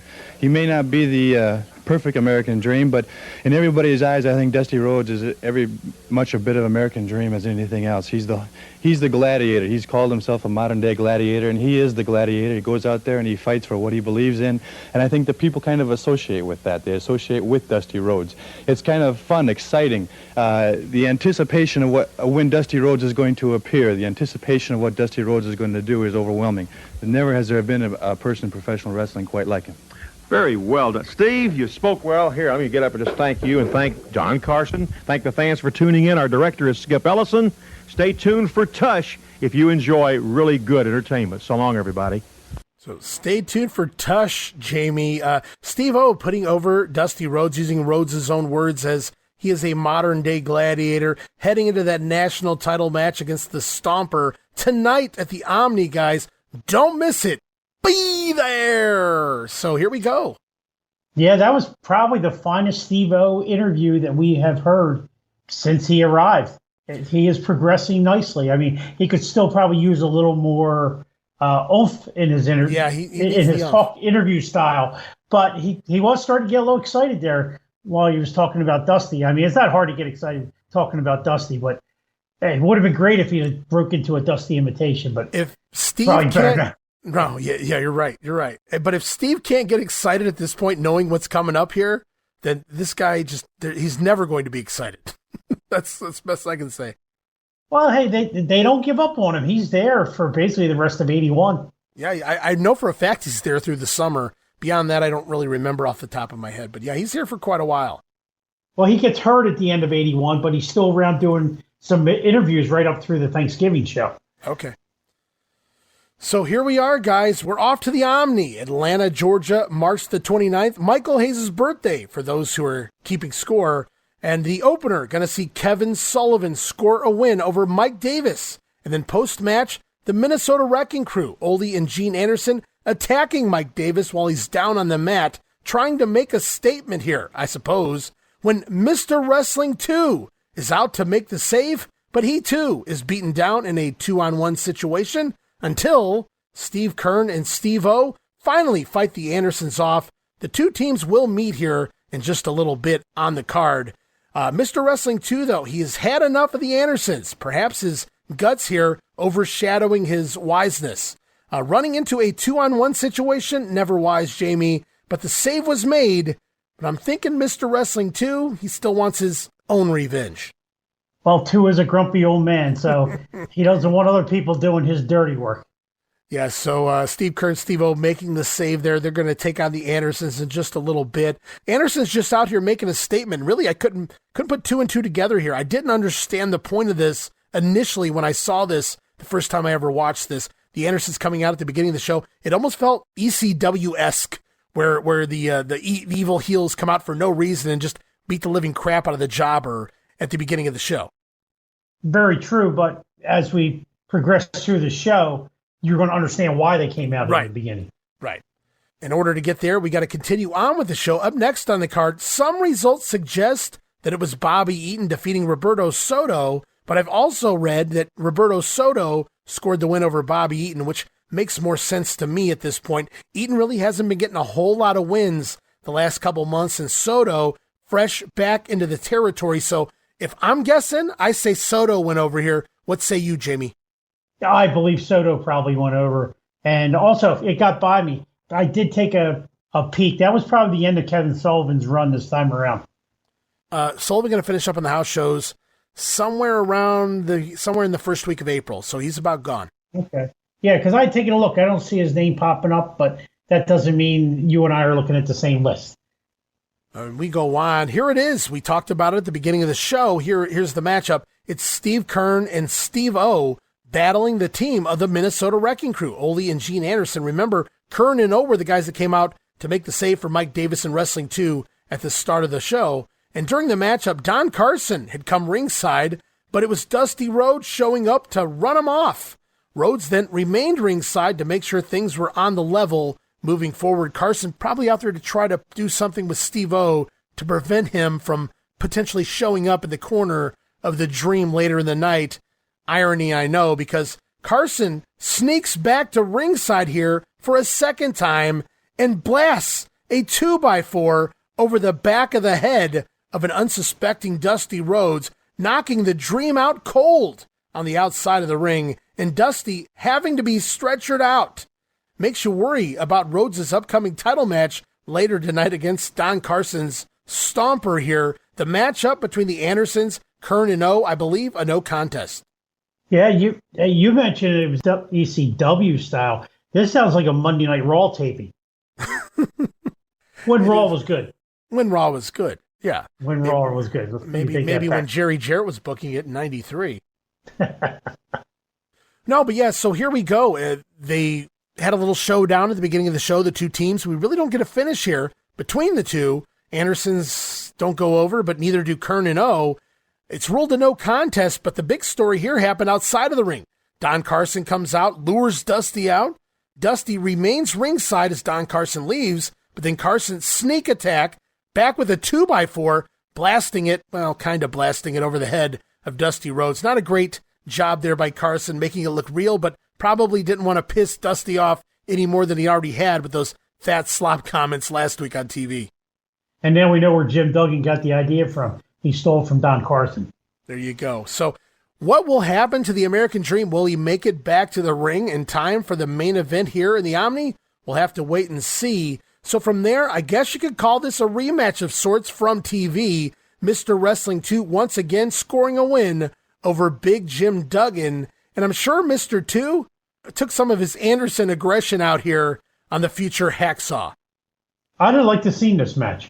You think 2 came in grumpier than ever?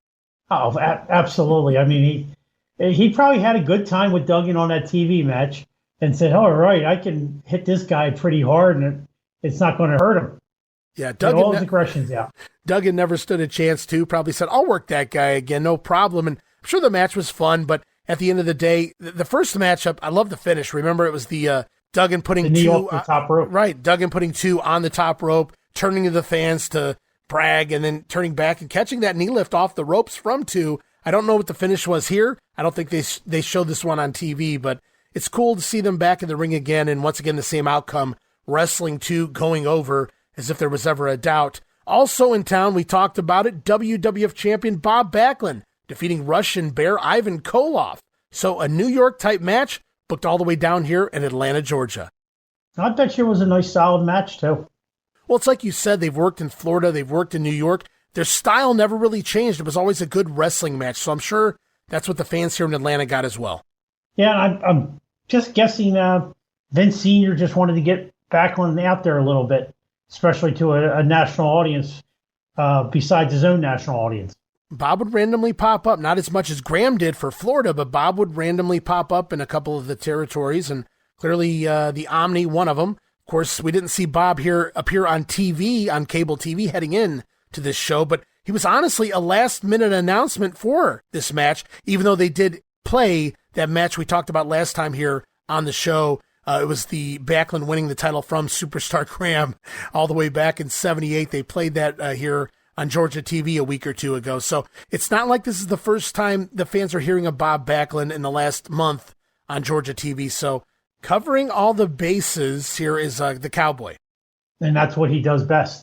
Covers everything. I mean, odds are, well, not odds are, you know it, that's the reason they didn't say Backlund's opponent coming up for the Omni show, because they knew it was going to be him and Backlund, and you had the Tommy Rich DiBiase angle coming up. And like you said, man, that's what the Cowboy did best. Well, we've been waiting for this one, Jammie. It's the tag team matchup. Junkyard Dog and Wildfire Tommy Rich taking on the team of the National Tag Team Champions Terry Gordy and Buddy Roberts, the Fabulous Freebirds. And it is the Dog and Rich scoring the win over Terry Gordy and Buddy Roberts here, non-title matchup. During the match, Michael Hayes stuck his nose into the match, and just as Dog promised on TV, he leveled Hayes with a series of headbutts to bust him wide open. Happy birthday, Michael. The finish saw Tommy Rich score the pin here over Buddy Roberts, while the JYD busy in the corner with Terry Gordy. But post-match, JYD turning around as Michael Hayes entering the ring, he seems to, quote-unquote, trip, and in the process, smeared the hair removal cream into the eyes of the Junkyard Dog, potentially blinding him yet again. Hey, it worked once. It can work again. But Michael Hayes promised, on the show earlier on, there was the cream. You knew it was going to happen, and Hayes always delivers on what he says he's going to do.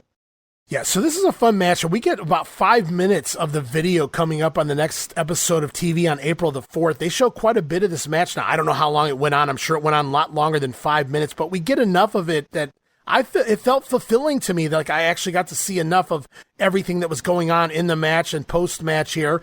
And they keep telling the story that Hayes tripped as he got in the ring, but it doesn't explain why he had the hair removal cream on his hand to begin with.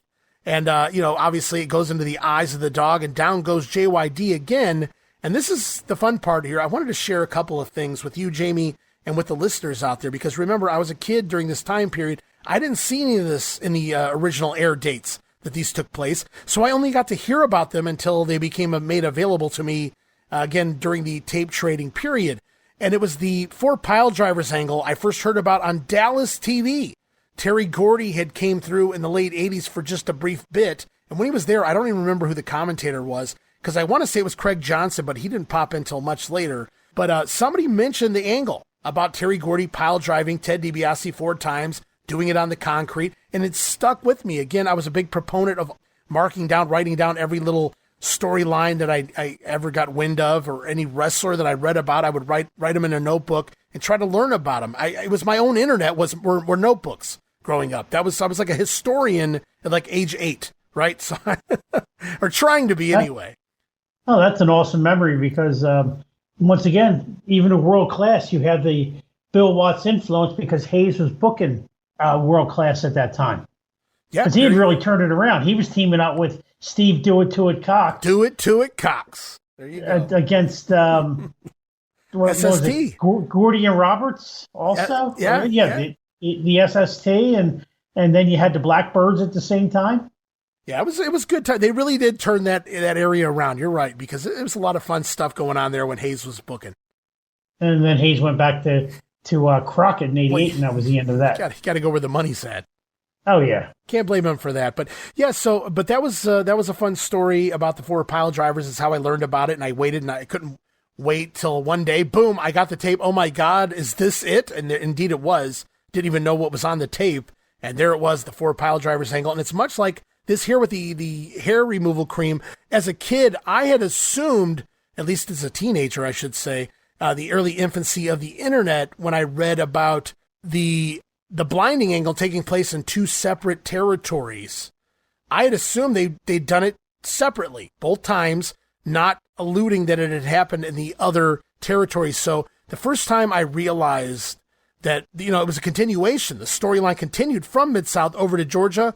I mean, I popped even bigger because just badass that you're continuing the story rather than pretending like it didn't happen here, because we've seen that before where guys, something will work in a territory and they go somewhere else and they do it again.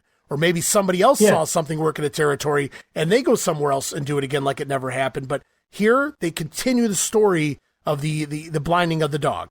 And I was fortunate enough, I think I've mentioned it before, I was watching Mid-South Wrestling on the old satellite programming network. And that was the time period, was the Hayes blinding JYD. I got to go for that ride, and then that kind of goes off the air. So I'm without any foreign wrestling for a little bit. And then, my buddy across the street ends up getting TBS, and then I'm starting over there, and here's right back to the same storyline like where I left off at. And so it was really cool at the time. Yeah, and so I've seen parts of that Mid-South feud between the Birds, obviously, and JYD, the stuff that's available, and luckily some of it's some of the most important parts of the feud, but I would have loved to have seen the weekly stuff, the promos and things leading into all of the things going on there with the dog and Hayes and the cage and everything like that. But hey, we got Georgia here, and I'll take that for a close second. So Dibiase on Saturday, and potentially the dog here 24 hours later. The Birds may have wiped 2 guys out, it would appear. And I've never seen a heel, like you pointed out earlier, Jammie, keep his word more than Michael Hayes. Birthday bash indeed. And you can't say Hayes didn't warn him either. Oh, no, he point blank told him what was going to happen, and it happened. So during this whole run, without a doubt, the Freebirds are the top draw on the show, whether people wanted to admit it or not. Hayes is so hated during this time period. It's no wonder he was so loved when we fast forward about 4 months. I mean, he might have been more popular than Tommy Rich at that point. There is a period. We'll have to wait and see. I'm curious myself. I'm going to compare the two. It's been a while. I've watched a lot of the Michael Hayes stuff once he goes babyface. Spoiler, guys, I know, but it's going to be interesting. I'm going to compare some of the pops and it's just everything going on. I'm really curious now that you brought that up, the popularity of Hayes and Tommy Rich there.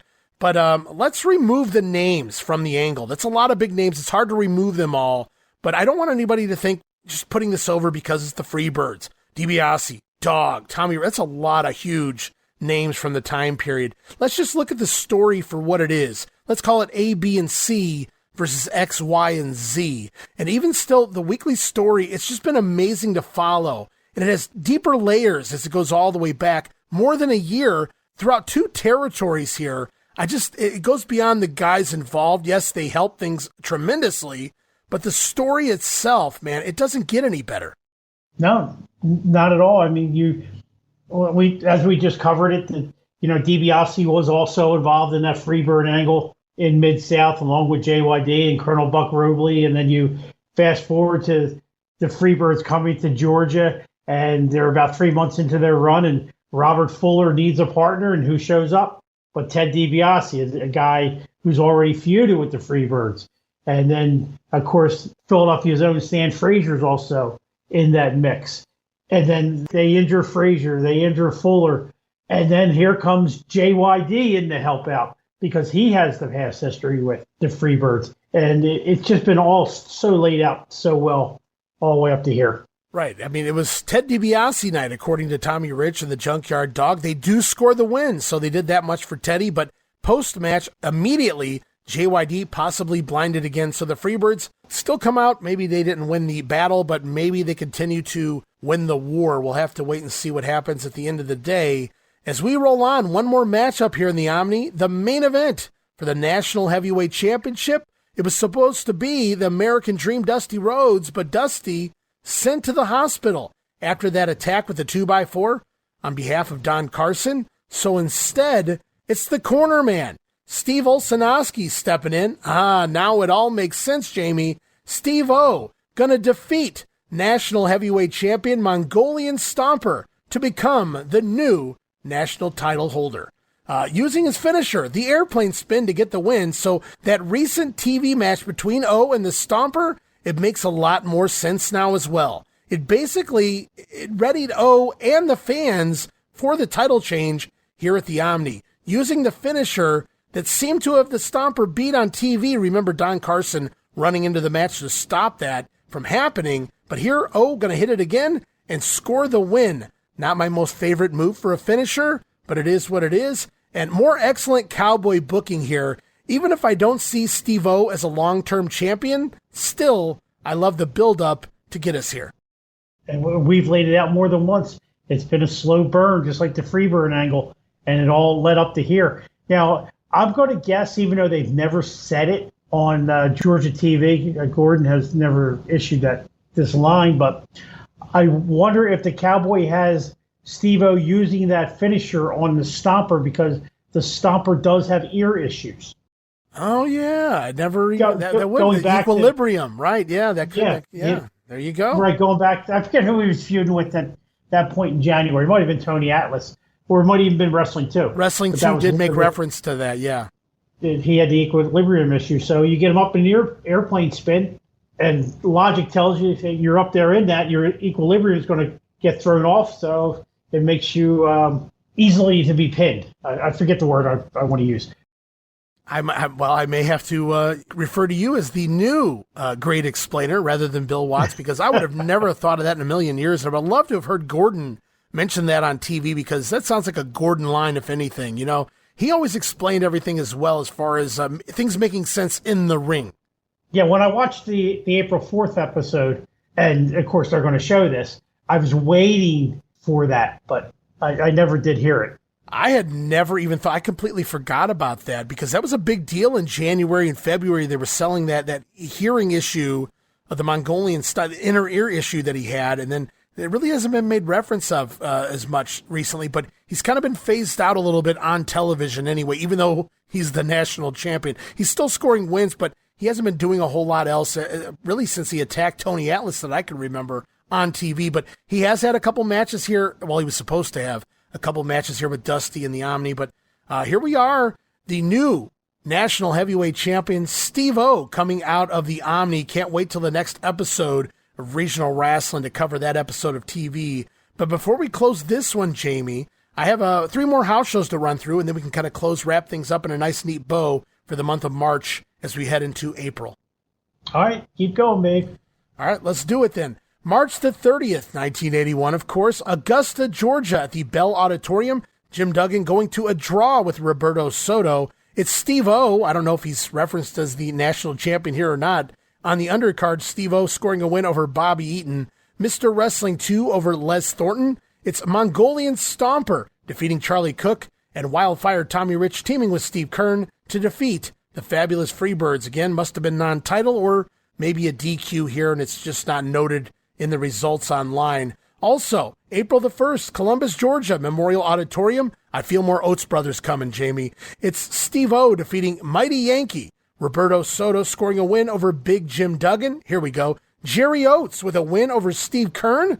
Battle of the Baby Faces, probably a fun little scientific matchup. And then the feud goes on. For the 3rd week in the row, Ted Oates battling Bobby Eaton. I would like to have seen this mini feud here in Columbus. Maybe they did something on TV for this, do you think?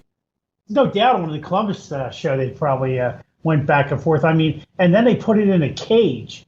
So if you're a Columbus fan, you've got to be excited. Your hometown boys are both victorious that night. And it got past me, but Jerry beat Steve Keirn. Yeah, Steve Keirn obviously also slowly on his way out. Keirn going to hang around for most of the month of April, but he'll be phased out and eventually disappear by the end of April. So Keirn, we're probably not going to see him get too many more big wins here in Georgia at this point. But yeah, Jerry Oates scoring a win over Steve Keirn. So the Oates still undefeated in the last few weeks here in their city of Columbus. And like you said, Ted Oates defeating Bobby Eaton in a steel cage match. They bring it back. Last week it was a street fight. This week, a cage match. They upped their game. So it makes you wonder what Bobby did on TV or maybe what he did after the street fight last week to give a reason to bring this back a 3rd time, because I'm pretty sure Oates has beaten Eaton in the ring all 3 times. Yeah, they must have ran some kind of angle, absolutely. And the main event here in Columbus, if the Oates didn't draw it, maybe this match did. Tommy Rich going to team up with Robert Fuller. There he is again. This may be his last one more match. time. It's Fuller and Tommy Rich over the team of Terry Gordy and Buddy Roberts here in the city of Columbus. And one more house show, guys. We're going to wrap it up here as far as results go this week. April the 3rd, Florence, Alabama. I don't have the finishes, but a couple of fun matches to note here in the Lauderdale County Coliseum. It's Jim Duggan taking on Roberto Soto, Bobby Eaton, and Steve-O. Jim Powell, this is fun. Jim Powell scheduled to take on Burhead Jones. Cool to see him slide into Georgia for this matchup in Florence, Alabama. And in the main event, it was scheduled to be the Freebirds, Gordy and Roberts taking on Tommy Rich and Ted Dibiase. Something tells me that didn't happen. Who's subbed for Dibiase? I have no idea. Was it Tommy Rich and Burhead Jones? We can only hope. I'm just going to guess, looking at the card, we probably got a Roberto Soto action there with Tommy Rich. It's pretty likely. I think Soto or Steve-O. It could be either one, but I was looking at Steve-O when you said that. But after you said Soto, he did replace Dibiase, I believe, last week, or maybe it was Chattanooga Saturday night after the incident took place on TV. So it could have been either one. But that's where we are. I don't have the results for that show in Florence, but anytime I see a show outside of Georgia, I like to give you guys any information I can on it. And that's where we're at right now. As we wrap things up, next episode, Jammie, we're going to come back with the April 4th edition of Georgia Championship Wrestling on WTBS, the fallout from that OMNI card. And boy, it's a doozy. Lots of sound bites coming up on the next episode of Regional Rasslin. And I'm looking forward to it because we're going to get to see not the TBS debut, but at least from the time that we're covering things, of the Nature Boy. Ric Flair returning to the area. Yes, he's named the #1 contender for the World Heavyweight title, Harley Race's belt. And the Nature Boy, you're right, he's going to return next week. We're going to hear a couple promos from old Nate. See him in the ring a couple times as well on TV. So Nature Boy Ric Flair returning. We're going to hear from Steve-O. He's going to do a lot of talking. He's going to talk about the situation with the match with the Andersons that he had that night with Steve Keirn in the Omni, but he's also going to talk about becoming the new national heavyweight champion. So we're going to hear from Steve-O, no doubt about that. Lots of promos, lots of continuing of the angles here on the next episode of April 4th, Georgia TV. So you guys get ready and be excited for it. So much coming up. Tommy Rich going to take on Michael Hayes' bounty hunter, the Invader. We'll see how that turns out for Mr. Purely Sexy. And just so much more going on. The fun part of the episode 2 is we're going to go back and we're going to watch the highlights of that matchup between the Birds taking on the Dog and Tommy Rich. And we're going to watch it twice because we're going to hear first from Tommy Rich's perspective, and then we're going to hear from the Freebirds, Michael Hayes' perspective of how things turned out. So a really cool, great idea there. Hour 1, Tommy Rich. Hour 2, it's Michael Hayes. And they do it far enough apart that it doesn't drive you crazy watching the same video twice, but I loved it because we got to hear the good guy's point of view and the heel's point of view as well. And that's one of the things that made Georgia so great. This wasn't the only time that this ever occurs. It is an ongoing theme, but with the Freebirds, it's always a unique take on what happens. Oh, yeah, you got that right. I mean, their takes are even more unique than Don Carson's takes, and that's saying a lot. And when you say they, I mean, you mean Michael Hayes. Oh, yeah, Michael Hayes. I mean, Terry and Buddy, well, he's just Buddy here, not Buddy Jack, but hey, they're still part of the act. I don't know if Hayes gets over on his own without the other two guys. Oh, definitely not, because he has to back it up in the ring, and he can't do that at this point. He's adequate, but he's not to the level of a main eventer, I would say. Yeah, because he'd have to be it would be another one of those things, kind of like when they brought Piper in. That we'll visit later on. That's Mr. Rod Piper. Yeah, he doesn't get in the ring right away. It takes a while for Piper quite a while to finally get in the ring. Yeah, that's right. Yeah, and Vince kind of did the same thing. He didn't use Roddy right away. I don't think he was planning to, and then he realized this guy gets too much heat. I got to get him in the ring. Thought Piper was too small when he brought him in up there to New York to begin with. Had him managing guys, and he was a great mouthpiece. But that heat, man, you just can't deny it. Roddy Piper was amazing. But yeah, you're right. Michael Hayes, he was perfect as a tag team wrestler, I always thought. When they tried to have him go singles in '89 up there in the NWA, that did not work for me. It actually worked for me. I was sorry to see him turn heel after that. The heel turn was good, and anything was better than that milquetoast babyface nonsense he was giving us for the first few months after returning to the company. Don't get me wrong. But as a U.S. champion, even if it was for a couple weeks, I get that they did that in order to, I guess, make us realize where he's established on the card, a semi-main eventer. I get why they did what they did, taking the belt off Luger and Luger winning it back. But I didn't buy into that singles run. I always enjoyed Michael Hayes as a heel, but I meant as a tag team, specifically with the Freebirds. I liked some of his stuff with Jimmy Garvin. It depended on what they were doing, depended on the timeline. But obviously I loved his stuff with Gordy and Roberts, whether it was Mid-South, Georgia, Dallas, etc. Yeah, they were in many places, even Mid-South and, not Mid-South, Mid-Atlantic and Florida. I can't imagine the money they gave up in New York after they got fired just after a few weeks there, because it seemed like a perfect time to come in right at the inception of that rock and wrestling time period, the Fabulous Freebirds, but it just wasn't meant to be. No, I mean, I've done some fantasy booking with John McAdam on that point, and we could see the Freebirds actually being in that main event against Hulk Hogan in some manner. Wow! Whether it had been Gordy or a tag team match, all three Freebirds against Hogan, Snuka, and you could still have Mr. T in there, and Mr. T pins Buddy Roberts. Oh, of course. I was going to say, as soon as you mentioned that, I was going to say, Mr. T going to make Buddy Roberts bump around the ring.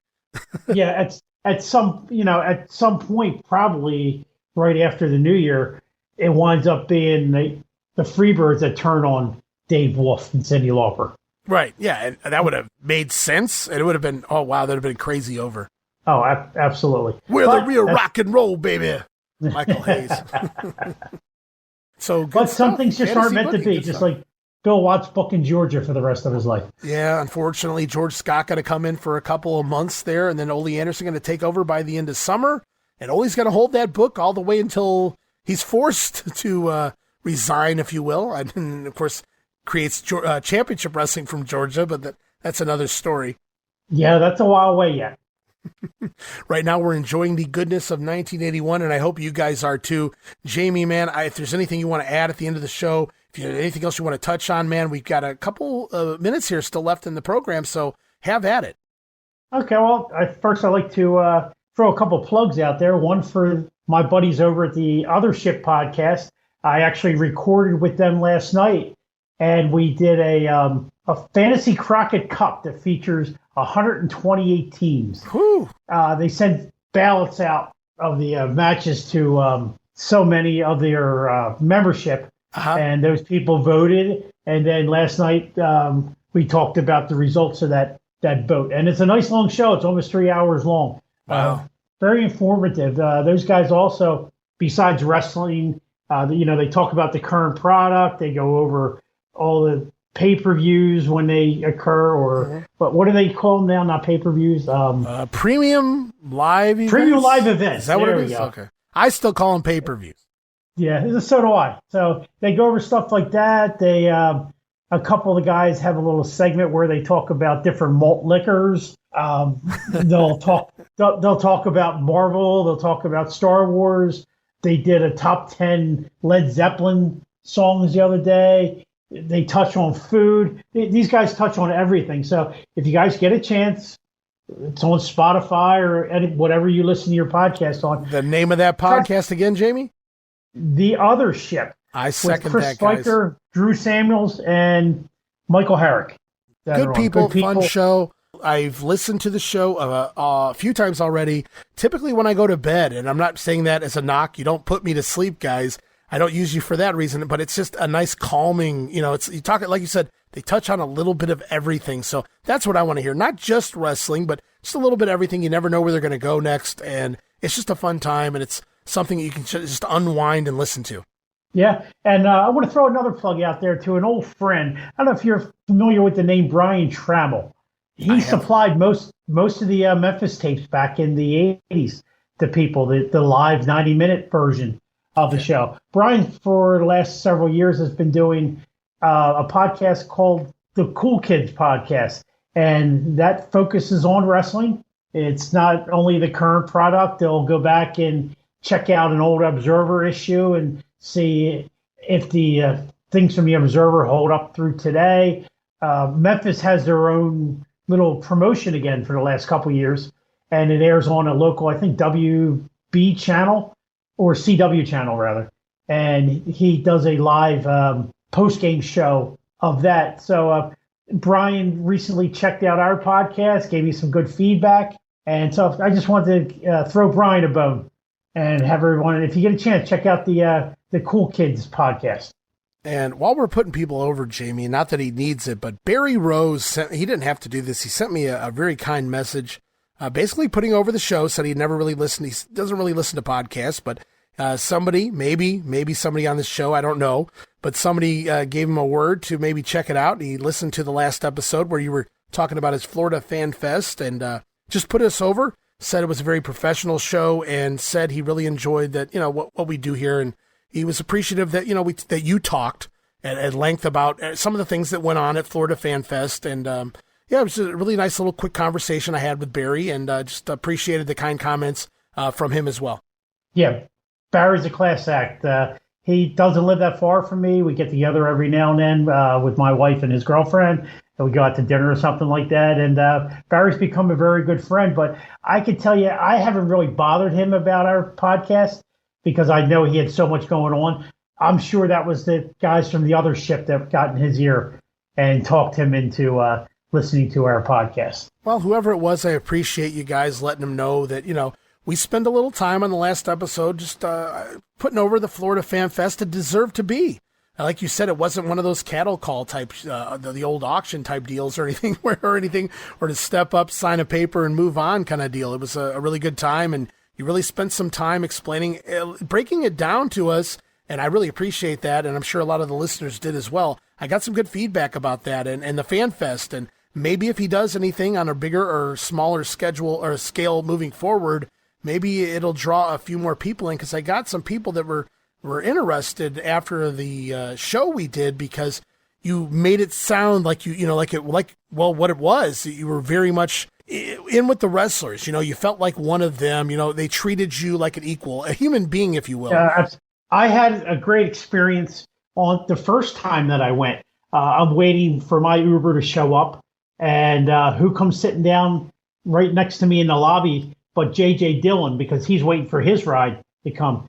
And the two of us just sat there for about a half hour, and we didn't even talk pro wrestling. We talked the state of Delaware. I knew he was from Delaware, and my father grew up in Delaware. Okay. So we talked about different places in Delaware, and actually where JJ was born was just where I had vacationed a couple months earlier on, a place called Broadkill, Delaware. Well, I'm glad that was you and not me, because outside of pointing to it on a map, I know absolutely nothing about the state of Delaware. I'm sad to say.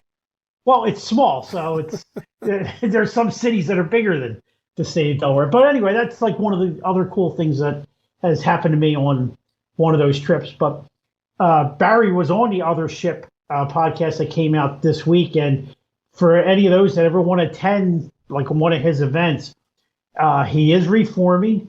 He's going into a partnership with a gentleman named Captain Nick Massey that holds a lot of virtual autograph signings, right. Yes, online. And he also goes to some other events where he'll be representing the wrestler that's at the event. They're having a big thing up in Springfield, Massachusetts this weekend. And I think he has Luger and Kurt Angle as his main two guys. Well, anyway, awesome. Get back. It sounds like they're going to try a similar thing, but instead of focusing on Florida wrestlers, it's going to be just wrestling in general. Some guys might even be the current thing. They're hoping to do it with the same kind of attitude, where they want to keep it small and try to keep it reasonably priced. So if you do get it, once they announce it, I'll let everyone know. And if you want to go, you won't be sorry that you went. No, yeah, be sure to stay tuned, guys, because whatever information you get, Jammie, we'll definitely put it here on the show. Sounds good. Like I said, Barry's a good friend, so I like to help Barry out any way I can. But then again, I like to help everybody out. I'm one of those guys, right? Well, you're a good man, Jammie Ward. Well, thank you, Charlie sir. Brown. And I do fall once in a while. Did your wife pull the football out in front of you? Yeah, she would. Very competitive. I know how that goes. All right, Jammie, I guess that'll wrap things up here this week on the show. I mean, anything else you got to say? Anything else you want to touch on as far as Georgia goes or wrestling goes in general, or are we good to go here this week? No, I think we're pretty good. I just hope that everyone out there that is listening, please contact Ray or I and let us know, how we're doing. And the same goes for, make sure you listen to my buddy Roman Gomez when he's on with Ray. Yeah. Give us feedback. That's how we get better, when we hear whether we're doing a good job or a bad job, or maybe there's just something like you don't like to hear me say a lot. Let us hear it. Well, I try to edit those out, kayfabe here, brother. But yeah, I just dropped a new episode with Roman on Mid-South 1986. Just turned into the Universal Wrestling Federation Fun Times Ahead and Cowboy Bill Watts' other promotion, not just Georgia here in 81, but Mid-South 86. So the Cowboy everywhere for me right now, and I ain't complaining, Jammie. But that's going to wrap it up here this week. So I want to appreciate you for coming on board yet again and talking another weekend. Closing out the month of March, or 3 months down, 9 to go here in 1981. A quarter of a way through 1981 in Georgia Championship Wrestling. Long way to go, but we've had a lot of fun thus far. And Jammie, just appreciate you here for the ride. And in the words of Gordon Soley, so long for the Peach State of Georgia. And so long from the Buckeye State of Ohio. Okay, guys, that's going to wrap us up here this week. Going to be back soon with more territory goodness. And a special thanks again to Jammie Ward. And I am your host, Ray Russell. You can find me on Twitter at Rasslin Grenade. That's at RASSLIN Grenade. And we'll be back soon. More Georgia 81, more UWF 86, right here on Regional Wrestling, where we talk the territories.